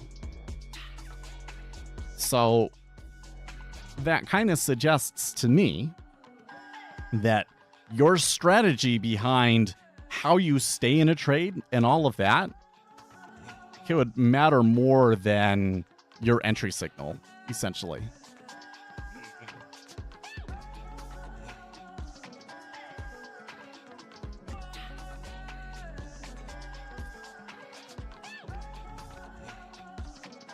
So there's that. And then it comes back to the thing that I was saying about intuition. That's like, if you just put a bunch of stuff up and, okay, let's see what works, and then try and go along with what works and everything. I don't think that you build intuition very well from doing that. So really what you got to do is you've got to kind of have like research that you already know is good research and proven, you know, because they have empirical data that you can go and look at, and you can compare it for yourself and see that the market is actually exhibiting the behavior that they claim, right? You have all of those kinds of things that you know matter, and now you're watching all of those things, and you're really focusing, and then I think you build that trader intuition. So you notice with me, like when something happens, I usually have an idea about what we want to do based off of it very quickly. And I'll think through it logically to check myself. But a lot of what you're doing is really intuition. You don't consciously think about it. Your brain just does it. Because it's encoded in apparently through your whole body. Right? And that can take years. It can take years, especially if you came with not a very strong knowledge of the markets and finance overall. You know, that there's a lot of stuff to learn there that you're going to need to be able to factor into your intuition, for instance. So. But I guess kind of the saving grace there is that you have me. I ain't going nowhere. So when you're confused, you can always come here and ask me what I think about a particular issue.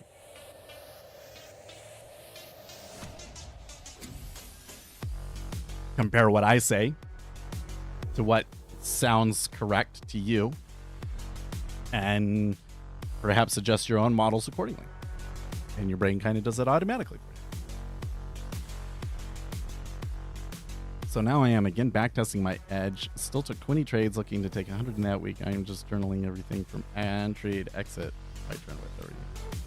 Well, so I hope that by backtesting you don't mean I'm just going through the chart and saying I would have done this and I would have done that. If you're going to backtest, you should really program it. And if you're going to program it, like run it against 5 years. Like run it against 1 year while you're developing and you know, making sure that it works correctly and does what you want. But then once you get to the point where it seems like it's working and you're tweaking the model around to try and see what works best and everything, do 5 years. 5 years is maybe enough data to get something from. Less than that doesn't really. Pence not.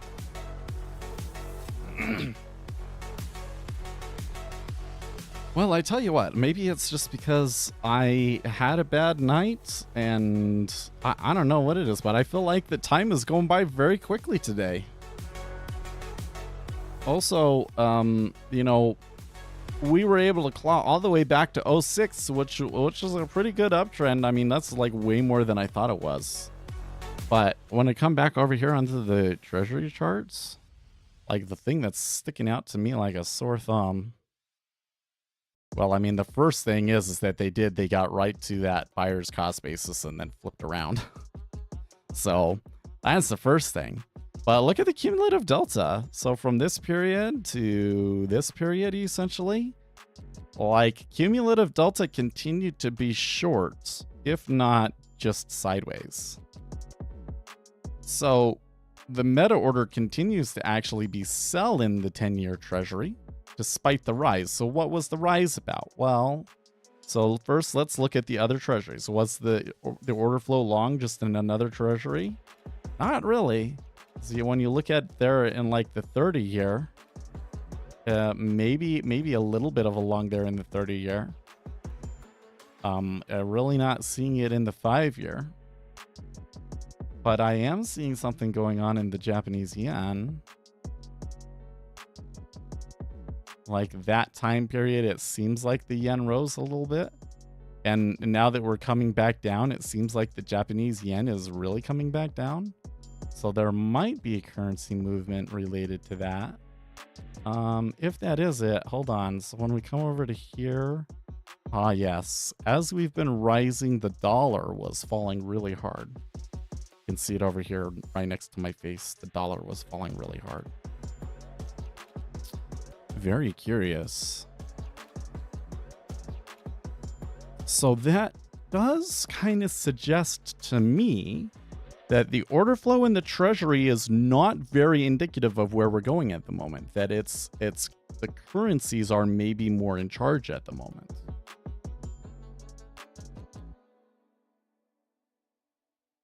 What do you think about doing other things while trading? While trading meaning watching a movie or doing editing or other activity? I think especially when you're doing order flow that you really want to focus on it. You really want to be watching that every ticking up and down and really be focusing on it. So there's a couple of things with that. First thing is that I really don't think that you can focus on that for more than like 2 or 3 hours at a time. Okay, so some people, they'll come in and they'll just watch order flow literally all day. That's crazy. You're going to burn out from that. I don't think that you're getting a whole lot of benefit from that. I think that like 2 to 3 hours a day first. And when you're doing it, focus. You really want to focus, because when you go to sleep at night, you want those neurons to be making connections and building new systems to help you see this, to help you analyze it better.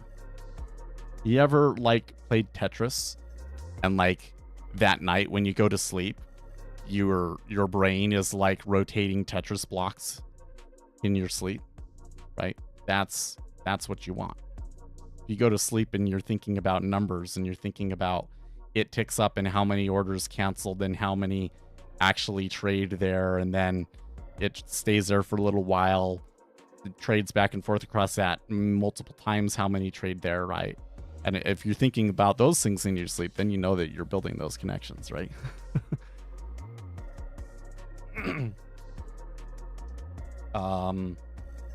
So you do, I talk, and that's a big distraction, right? So I am kind of, sacrificing a little bit to run the lights, sacrificing some of my own performance to some extent to help you guys, right? But at this point, it's kind of like, I don't even think about it, so I don't think it's a big deal. What's your win rate and average risk reward? Oh, man. Well, so I like to have a risk reward that's between 1 and 1.5 is about what I tend to get. So what will happen is most of the time, my average winner will be equal to my average loser. But then when I do catch a good winner, it will go 2, 3, 5, and as much as 10 times that, right? So my risk reward ends up being somewhere around 1.5. with the win rate being a little bit more around the kind of like the random area, like between 45 and 50. Those are like good looking numbers. I kind of am thinking I should pull up the numbers when we could look over the past year, but I don't think that if we look over the past year that that's what we're going to see. We might as well. I've had some rough times this year, to be honest with you. So, like, I've done okay since that bad period at the beginning of the year. But that bad period at the beginning of the year really sucked. And on top of that, we're in the summer, so I don't take very many trades in the summer. It's really the big thing. So if I, look over the past months, you're only going to see a handful of trades. Well, that's not what I want. I want dashboard. There we go. Dashboard. This one, only the live trades. Well, let's start with the beginning of the year. 01 to 01. I haven't looked at these in a while because, again, they're not very favorable. Well, it's not too bad. Yeah, so you can see here. At the beginning of the year, I took some risks that were really bad and really dumb, right? And I had a little period where I was doing okay, and then... So I'm still having this problem where I'm dealing with the left tail, I think. Like these ones, I don't understand how I lost so much in a day. What was I thinking? Well, it must have just been a very volatile market. But since that time, it's been pretty good. It's been okay. I've made back almost, well, which one is which? The gross versus the net. And the net will include the commissions, right? So when we look at the gross, it looks like I've made 100 of it back. That's not too bad. Considering that the overall loss was 300 and I've made half of that back. Well, except for that net now, it's what? 158. Total gain / loss. Oh, net. We want net to gain / loss. 300. That sucks, right? But, oh well. But what we cared about was the stats, right? So here, my win rate's not going to be very good. Right? My win rate was really low because I took so many of those losses at the beginning of the year. And what's my MAE, MFE? So that's another one that you might want to look at. Is like, okay, so like there's your average winner and your average losing. Here you go, up here.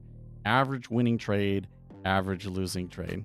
It looks like my... Well, is this one all gross, all net? Oh, okay.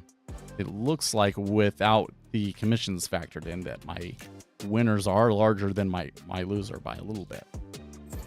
Right? But I don't know why I took $100 loss. What was I doing that made that trade? I can't remember.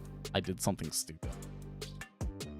But another thing that you might want to look at is your MFE to MAE. Okay, well, so my MAE is terrible. Actually, my MFE is terrible too, because I want my MFE to be 10, at least. If I go to other periods, like before that beginning, like if I do the year before that, let's try the year before that. Let's do 2023.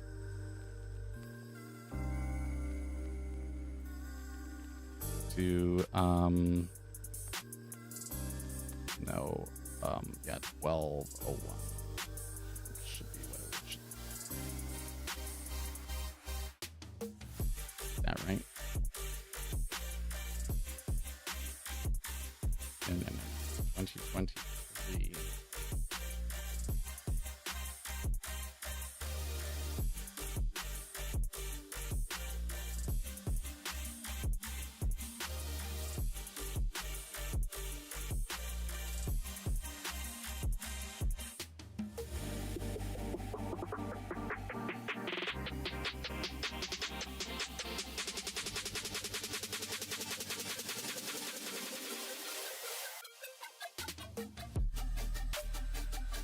Oh one, come on. Work with me here, Jigsaw. Better. Ah, okay. Well, that one wasn't so bad. The year before that was the year that I think I did really good. But what's our stats here now?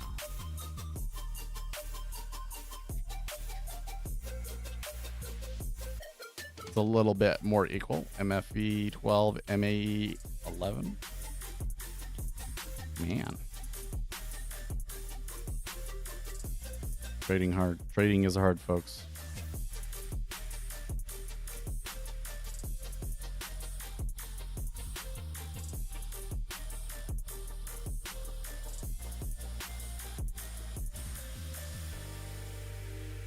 There you go.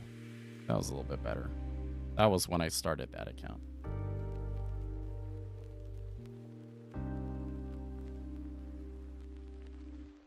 Now we're getting a little bit better. See, now I'm getting MFE of 18. It's pretty good. Right? So I think a lot of their performance has to do with like how well you understand that market and so forth. And so like when inflation was starting to get bad and everything, like I knew what was going on. I had the edge. I did really well. And then some of those periods since then, there's been certain markets that just did really bad because you notice that it'll be like a 1 month where it's bad.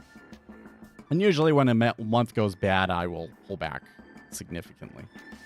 I've never seen anyone just showing his account like that. Well, I think so. Other people do it too, but to me, it's like, here's the thing.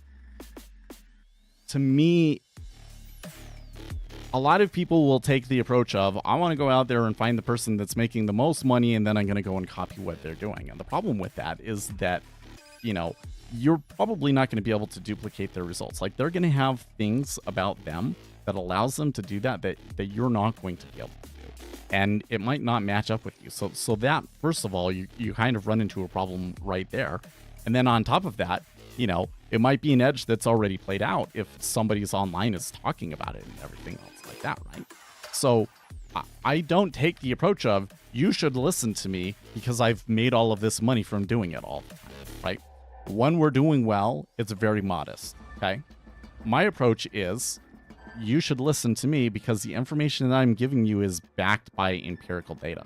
So I'm running back tests. I can show you actual back tests. We can say, here are the rules. Let's see how that trades. We have all of these research studies. We understand empirically proven stylized behaviors of markets, statistical properties that tend to be true for market data sets that are proven by peer-reviewed research. And I don't know why nobody else talks about that stuff, but there's some really valuable information from that, right? And hey, like day trading, again, like most retail traders are not going to make money from day trading.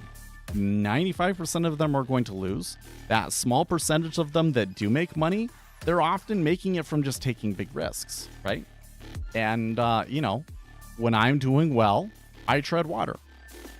And it's, you know, it takes a lot of effort to do that. But I'm doing it, you know, you get like kind of a base. You have all this information that you like know is true. And then maybe you luck across something that really gives you a strong edge, and then you can make the money. And now you're in the position because you know everything else that you need to be able to take advantage of it, right? That's the way that it goes. So it kind of sucks because there was a period, man, where I was really doing well, and then I kind of blew it.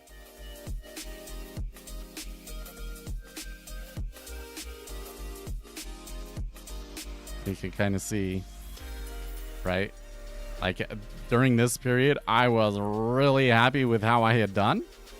And then like starting from about August last year, and then in April, a little bit in April again, it did poorly. So you're not actually looking at that much data. And I'm sorry, I can't show you further back than that. I can show you on different accounts. See, if I get rid of this bit right here, and I show all accounts, then you get to see where I can take like excessive risks. And I think there was one day where I had a trade that that was like negative 13,000 because I was screwing around and I wasn't paying attention to it. Okay. So like, just forget about that one. And then you look at the net. Oh, and there was doing that over here as well. So let's start it from 9/3 just for giggles. Just to, you know, cherry pick data. 09, 15, something like that.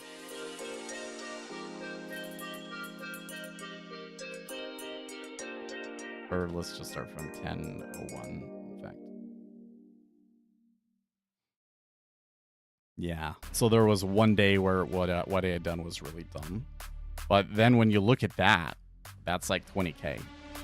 It's not bad. Oh, my username is just Speculator Seth over on the Discord. I'm the only one that's in the admin section, so easy to find me that way. Anyways, but how am I making this? Now, the big caveat with this is how am I making the money this way? I'm taking on risk, right? I'm coming over here and I'm trading multiple contracts, and I'm scalping across the range. And then if we start to fall out of that range the wrong direction, I bail out as quickly as possible. And if it goes my way, I'm able to just let it run, right? And then you get very different results. So you could make the case. Oops, didn't want to do that. There we go.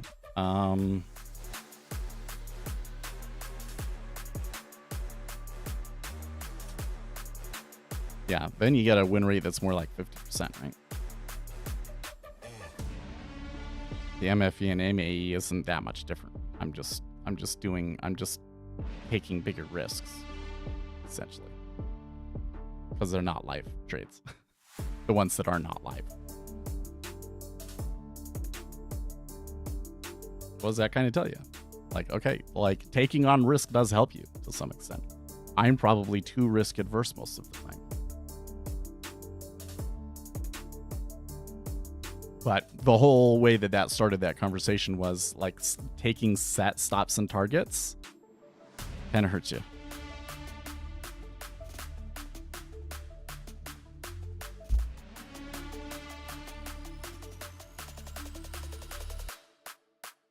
Well,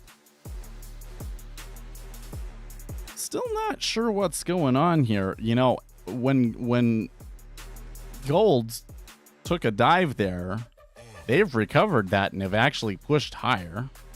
At the same time, I'm seeing oil crater. I mean, there was Waller speaking. It didn't seem like that did too much. Well, let's read this Forex Live. The US dollar is at the lows of the day against the euro, pound, and commodity currencies. That's a continuation of the price action from late last week. The dollar ran higher on retail sales and Walmart commentary last week, but it has slowly retraced and more. That's a concerning sign for the dollar bulls as it's failed to rally on good news. The bond market is also signaling lower yield despite the rethink on the rate path in federal fund futures. This could be two things. One, broader dollar deleveraging. I think that many in the market were frightened by the early August episode and believe it's a sign of things to come. There are so many examples in the past 20 years in markets where an August scare materialized into something real in the autumn, and those memories are tough to shake. Many people are also anxious out the election and sitting on a nice year to date gains, so there is a real temptation to degross and cut exposure. Looming economic weakness. If you look at the entire globe, it's clear that higher interest rates have done their job. A slowdown is baked into most currencies, but the US had defied that. One big reason is 30-year fixed mortgages, and another is higher US fiscal spending. Eventually, though, higher rates will do their job, even if rates are slowly ratcheted down from here. The message is that high rates still work, so there is a slowing coming to the US economy, and retail sales numbers are backward looking. I can sympathize with both of those explanations, though I can also poke holes in them. It's also August and a quiet week, so it's fanciful to try and explain every move. All that said, these moves could well be part of a trend that's just getting started. Let's see if cable can get back above 1.3. Okay, so we are seeing significant moves in the currencies. And the impact that it's having on us in the treasuries is kind of a little bit unclear so far. But it does seem that to some extent the dollar selling has actually kind of led to buying the treasuries.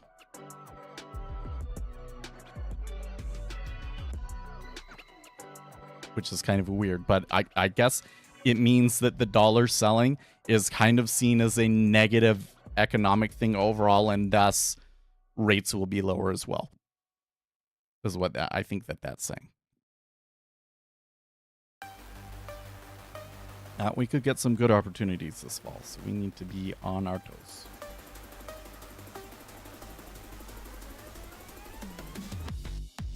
Yeah, I'm thinking back about those large losses that I took, what I was doing. But I think that it's natural for people, and myself included, to kind of do this thing of like slowly taking bigger and bigger risks until it becomes too much and then ratcheting it all back down all of a sudden, right? Like, it kind of sounds like Top G has been doing that, right? Like, he's been taking big risks and then it was too much and he didn't like it, and so he's taking a step back. That's like one of the best things that can happen to you though, right? Because that forces you to keep digging and finding more edge and learning more things. And it's definitely been the way that it is. You go back and you look at it, it's kind of like, well, so like one of the problems is like, you often will think, okay, I'm doing really, really well. And then the time period where I didn't do well, it was just because I was being stupid.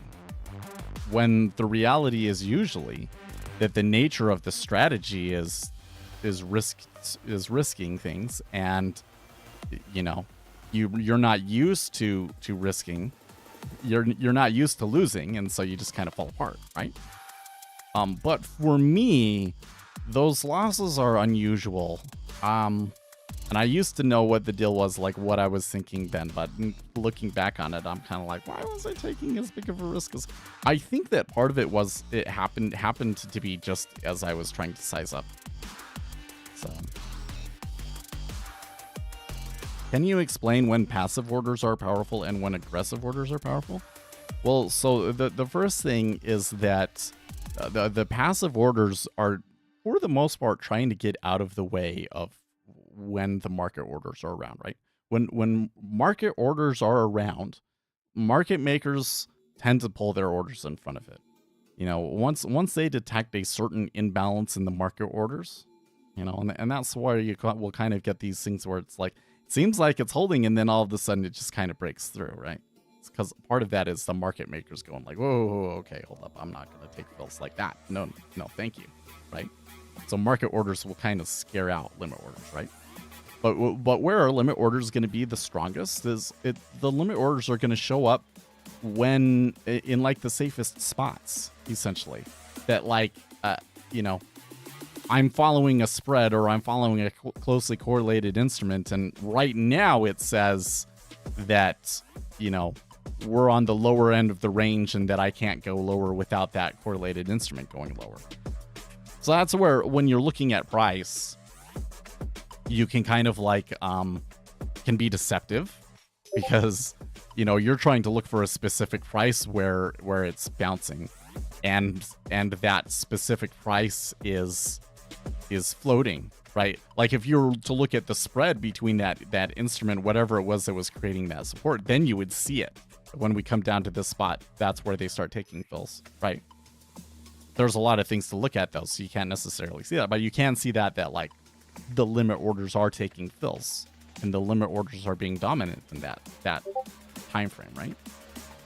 So you have to look at what the market is doing, how the liquidity is responding, and combine that with the things that you know about what's going on in the market right now, what's going on with the correlated instrument, what's like the breaking news, expected flows, etc., to kind of shake out, you know, why it's doing that. And once you have a good framework for doing that, then you can get a really good sense for what the markets are doing, right? Like this selling, the selling kind of looked like there was some real selling coming into the treasuries. But now on the pullback on the longs, it hasn't been as much. maybe better on this latest one in ZN. This move right here, a little better. But overall, for the session, it's been mostly a sell in the treasury. So it seems like they're selling the treasury, and then you're kind of getting these gasps up as these guys are selling, because like this spike right here, and then this spike right here, both correlated. This and this were both accompanied by big selling in the dollar. Can we relate it to cumulative delta in price movement? Well, so like if the net change in price is not correlating very well with the net change in cumulative delta, that's a sign to me that I don't want to trade. Right?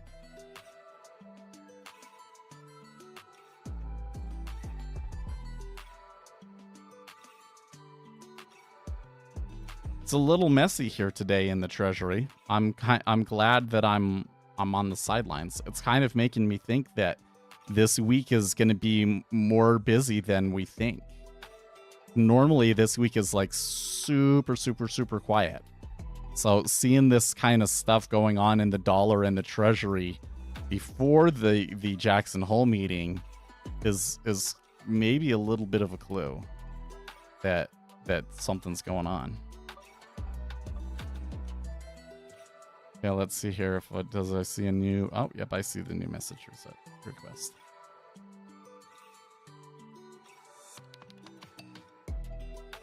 Now I should see it. Now if you message me on Discord, I'll see it almost immediately. Of course, I work my day job, so, you know, it's fine. But Discord is usually the best way to get my attention. Discord or an email.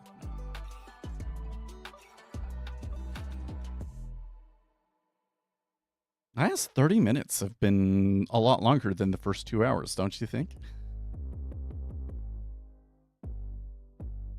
Did you see on the DNC website that Kamala will take vodka for... No, I didn't see that.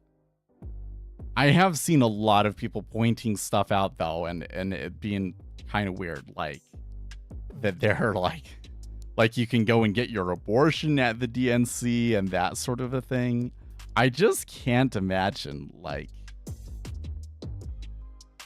the person that goes to the Democrat National Convention in Chicago, of all places, to get an abortion. Like, what? That's crazy. That's weird. That's crazy. I think you've made, you know, you might want to rethink some decisions in your life if you're at the Democrat National Convention getting it. And you know, like, it happens to people, I guess, but like if you're at the DNC, like, what the heck, man? Like, it's weird. It's weird. No, I don't think anyone would do it. I would think that anybody that would be in need of an abortion would just, in Chicago especially, would just go to a clinic there and not to the DNC. Like, wow, it's so weird, guys. The Democrat Party. You know, they're saying that like this election is sure, and I think that this was even before Kamala Harris, frankly. This election is going to have the biggest gender gap ever. And like when you're having a gender gap of like 20 points, like something's wrong. Something's wrong. That shouldn't happen. That's not something that I ever in my life ever imagined happening. So what's going on? You know, we've screwed up our society, our incentives. If we're creating, you know, incentives, different incentives between genders that extreme. Because I think people vote largely on what is they view as most beneficial to themselves. It's like hard to even wrap my head around that we're at this spot, but it's weird.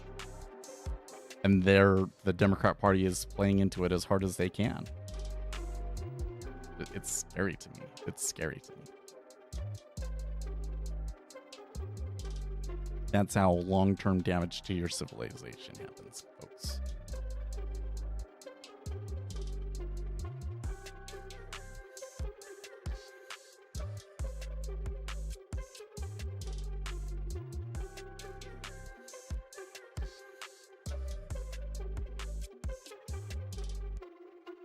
I'm gonna start getting all of the messages and stuff for Labor Day sales, aren't I? A lot of people are going to start either this weekend or next weekend, and then. Did you watch Sicario? No, what is that? Did you post a message about that earlier that I didn't see because you put a link in it and it censored it? It's a movie. Oh, I haven't heard of that. Let's see here. Ooh, it looks like a war film with Benicio del Toro and Josh Brolin. Released in 2015.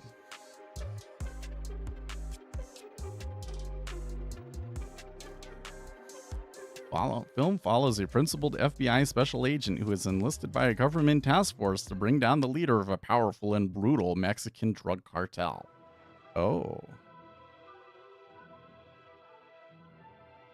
I just thought of watching it now so I don't overtrade. Okay, this is a real problem. I don't know how to deal with that, to be honest with you. Because, like, I think when you're learning, like, watching the order flow is really valuable. And you will definitely get the urge to trade, especially since taking trades affects your brain chemistry, right? Like, the act of clicking gives you dopamine. The act of being in a trade and, like, hoping that it works out, that gives you dopamine, too. So that's one thing, is that I actually kind of tend to tune out a little bit when I'm in a trade, especially when I'm doing well. Like, when I'm doing well, I try to not think about it, because it's that anticipation and that anxiety and that worry, like, it will pull you in, and it's not a good thing for you. You want to like, forget about them and let them ride and, you know, make way more than you ever expected on them, right? The way that I deal with that is one of two things. So is one, I talk, so we chat, right? So you don't want to trade? Yeah, I guess you can come in here and you can just be more chatty in YouTube chat, right? The other thing that I'll do is I'll trade as sim. You know, if I'm really feeling that urge, I can be like, well, I don't know if I really feel like I have an edge here. Or, you know, like today, didn't get a very good night's rest. I'm a little bit concerned about that. So I can trade like normal, but I would just only take sim trades, right? That helps too. Because overtrading really is a problem. But I think you kind of become like me, where you get battered so much that you really just stop wanting, like, you don't want to take trades because it's traumatizing. And you only take them when you really, really strongly feel that you have a good edge. Like, you really feel like that you'd be dumb not to take the trade. You know? I don't like, yeah, me neither. Like, I really hate you get in a trade, it goes 10 ticks against you. It goes 10 ticks in your favor, it comes back. Where you're supposed to take it out. I've had a lot of those lately where, you know, it could have been a winner, but I had to scratch it or whatever because it was doing that. Like, I could never get it to go more than my 10 ticks.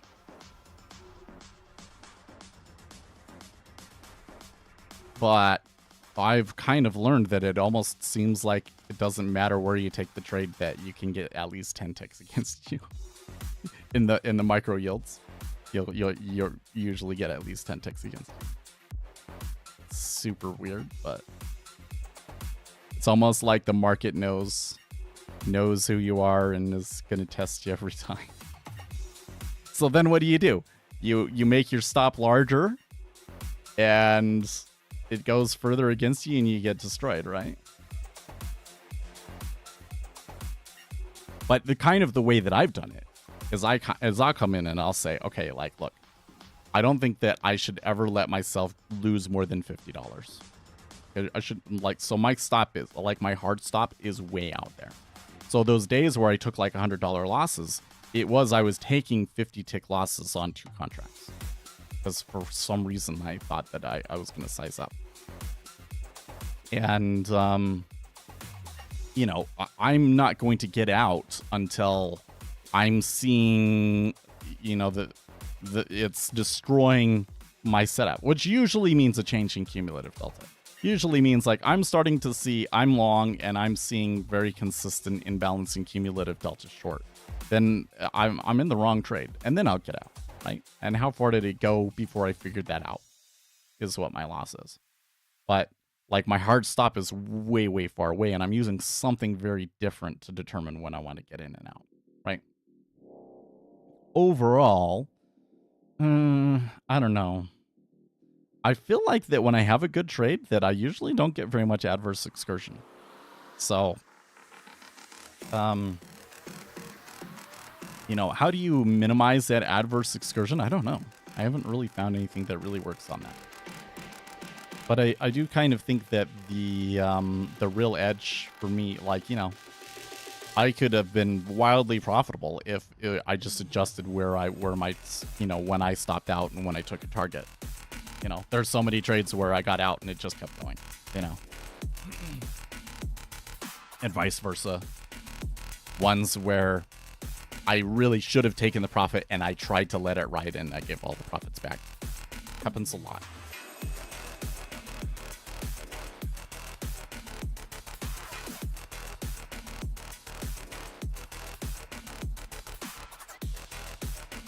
Oh yeah, so when will you record a video and send it to me? So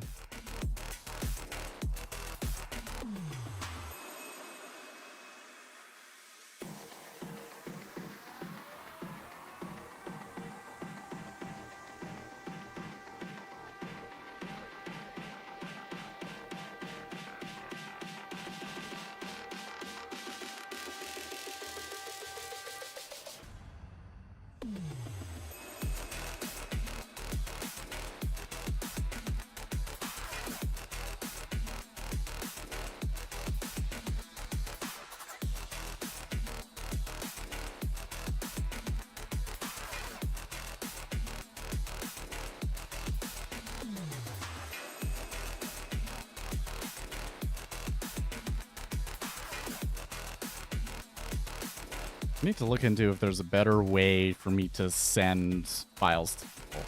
Like, I think there's things that I can do. Maybe it's just giving FTP access, so that somebody else can pull videos if they want. Because I do save them. And I keep like the last month's worth of videos and then delete them every month or something like that. And I'm like, I'm not going to do anything with it. Like, there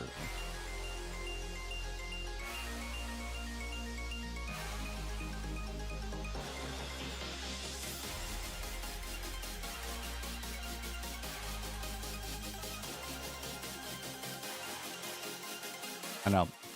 I get frustrated because on one hand, I see other people on YouTube that say stuff that I know is incorrect, and I have pretty good evidence to suggest that it's incorrect. And it really bothers me that like people are more likely to learn from other places that aren't giving correct information. I don't like that. But then at the same time, it's not like I'm making money hand over fist from trading. You know, so like, do I really deserve to be like a huge YouTube channel that everybody's watching because I've made so much money from futures? Like, no. So I guess this is just kind of like, whatever. I've so much become like a whatever. I don't have the motivation and drive that I do to push the YouTube channel that I once did. I definitely do, you know, we have discussions here in chat every other day that, you know, it's like, that could be a video. Or that could be a YouTube short moment. And I just don't have the time to pull them out, you know? Let alone, like, write down the timestamps and be like, okay, where's the section that I want to go and grab? Because for me, if when I do that, it's like, even if I make it short, it's at least 30 minutes to do that, you know? Is that really worth that effort? I don't know. I really need to get on making full videos. Well, we've got at least 3 videos now to make that we should be getting on, so. I haven't been doing as much with them because I've been working on this dog kennel. Which for some reason didn't happen this week again. Ooh, you know what? That gives me an idea, by the way. What's the weather going to be like this week? It's been raining here in Utah. Just a little weird for this time of year. Weather. Yes. Like, see, it's raining, but it's still getting up into the 90s. Okay, well, a high of 96 is better than what it's been. Raining again next weekend.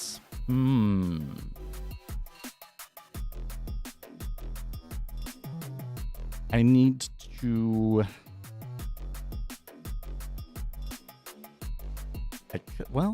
maybe I will do it on Friday. What's humidity? The humidity in Utah is so low that they don't even list it. Yeah, like that's like 96 with like 0% humidity. Which, I tell you what, man.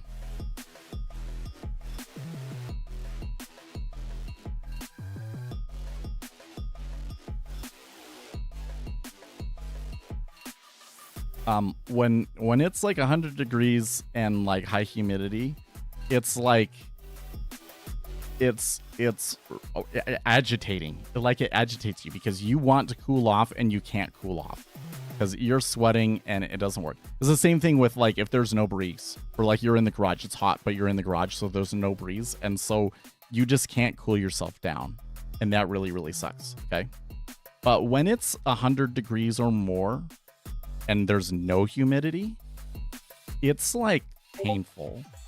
Like, the sun, especially here in Utah, because we're at such a high elevation, just being in the sun just hurts. It just, you want to do everything you can to shade yourself, because the sun rays are just feel so powerful. It's a weird thing. It really is. So it's probably better for you overall to be, you know, the dry heat, but you got to have shade, you know. At least we're not in Florida like some people.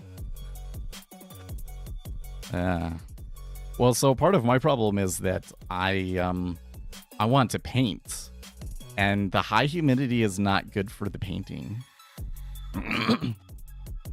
So what really needs to happen is I need to wake up early and do it early.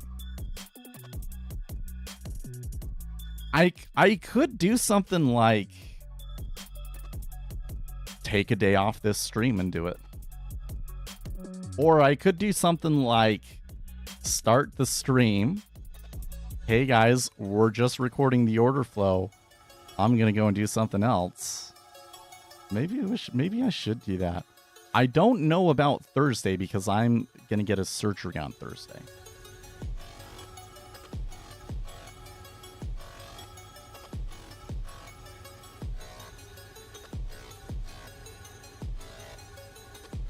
I don't know which parts you will like or not. Yeah, that's part of the problem. I think part of it is, if there's something on the stream that you really like, you should write it down. But I should also be taking notes, and I have notes that come up here so I can write timestamps down and give them to you. But I'm still not 100% sure how I would send the video. I need to look at that.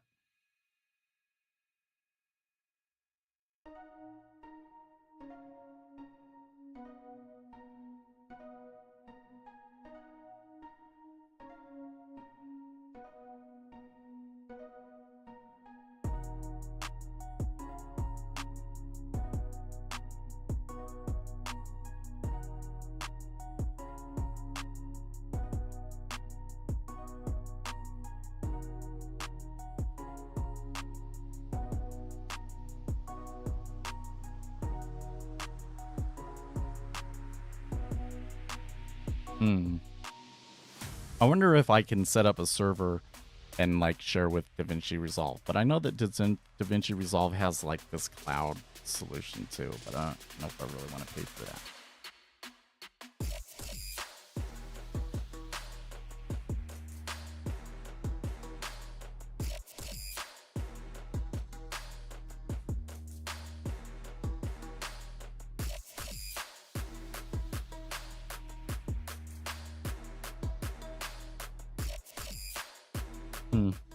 Anyways, it's time for me to get going, guys. I'll look that up and tell you later. But I'm going to get going to the day job. I've got a bunch of things to do today, so I will see you tomorrow. In the meantime, stay excellent, team.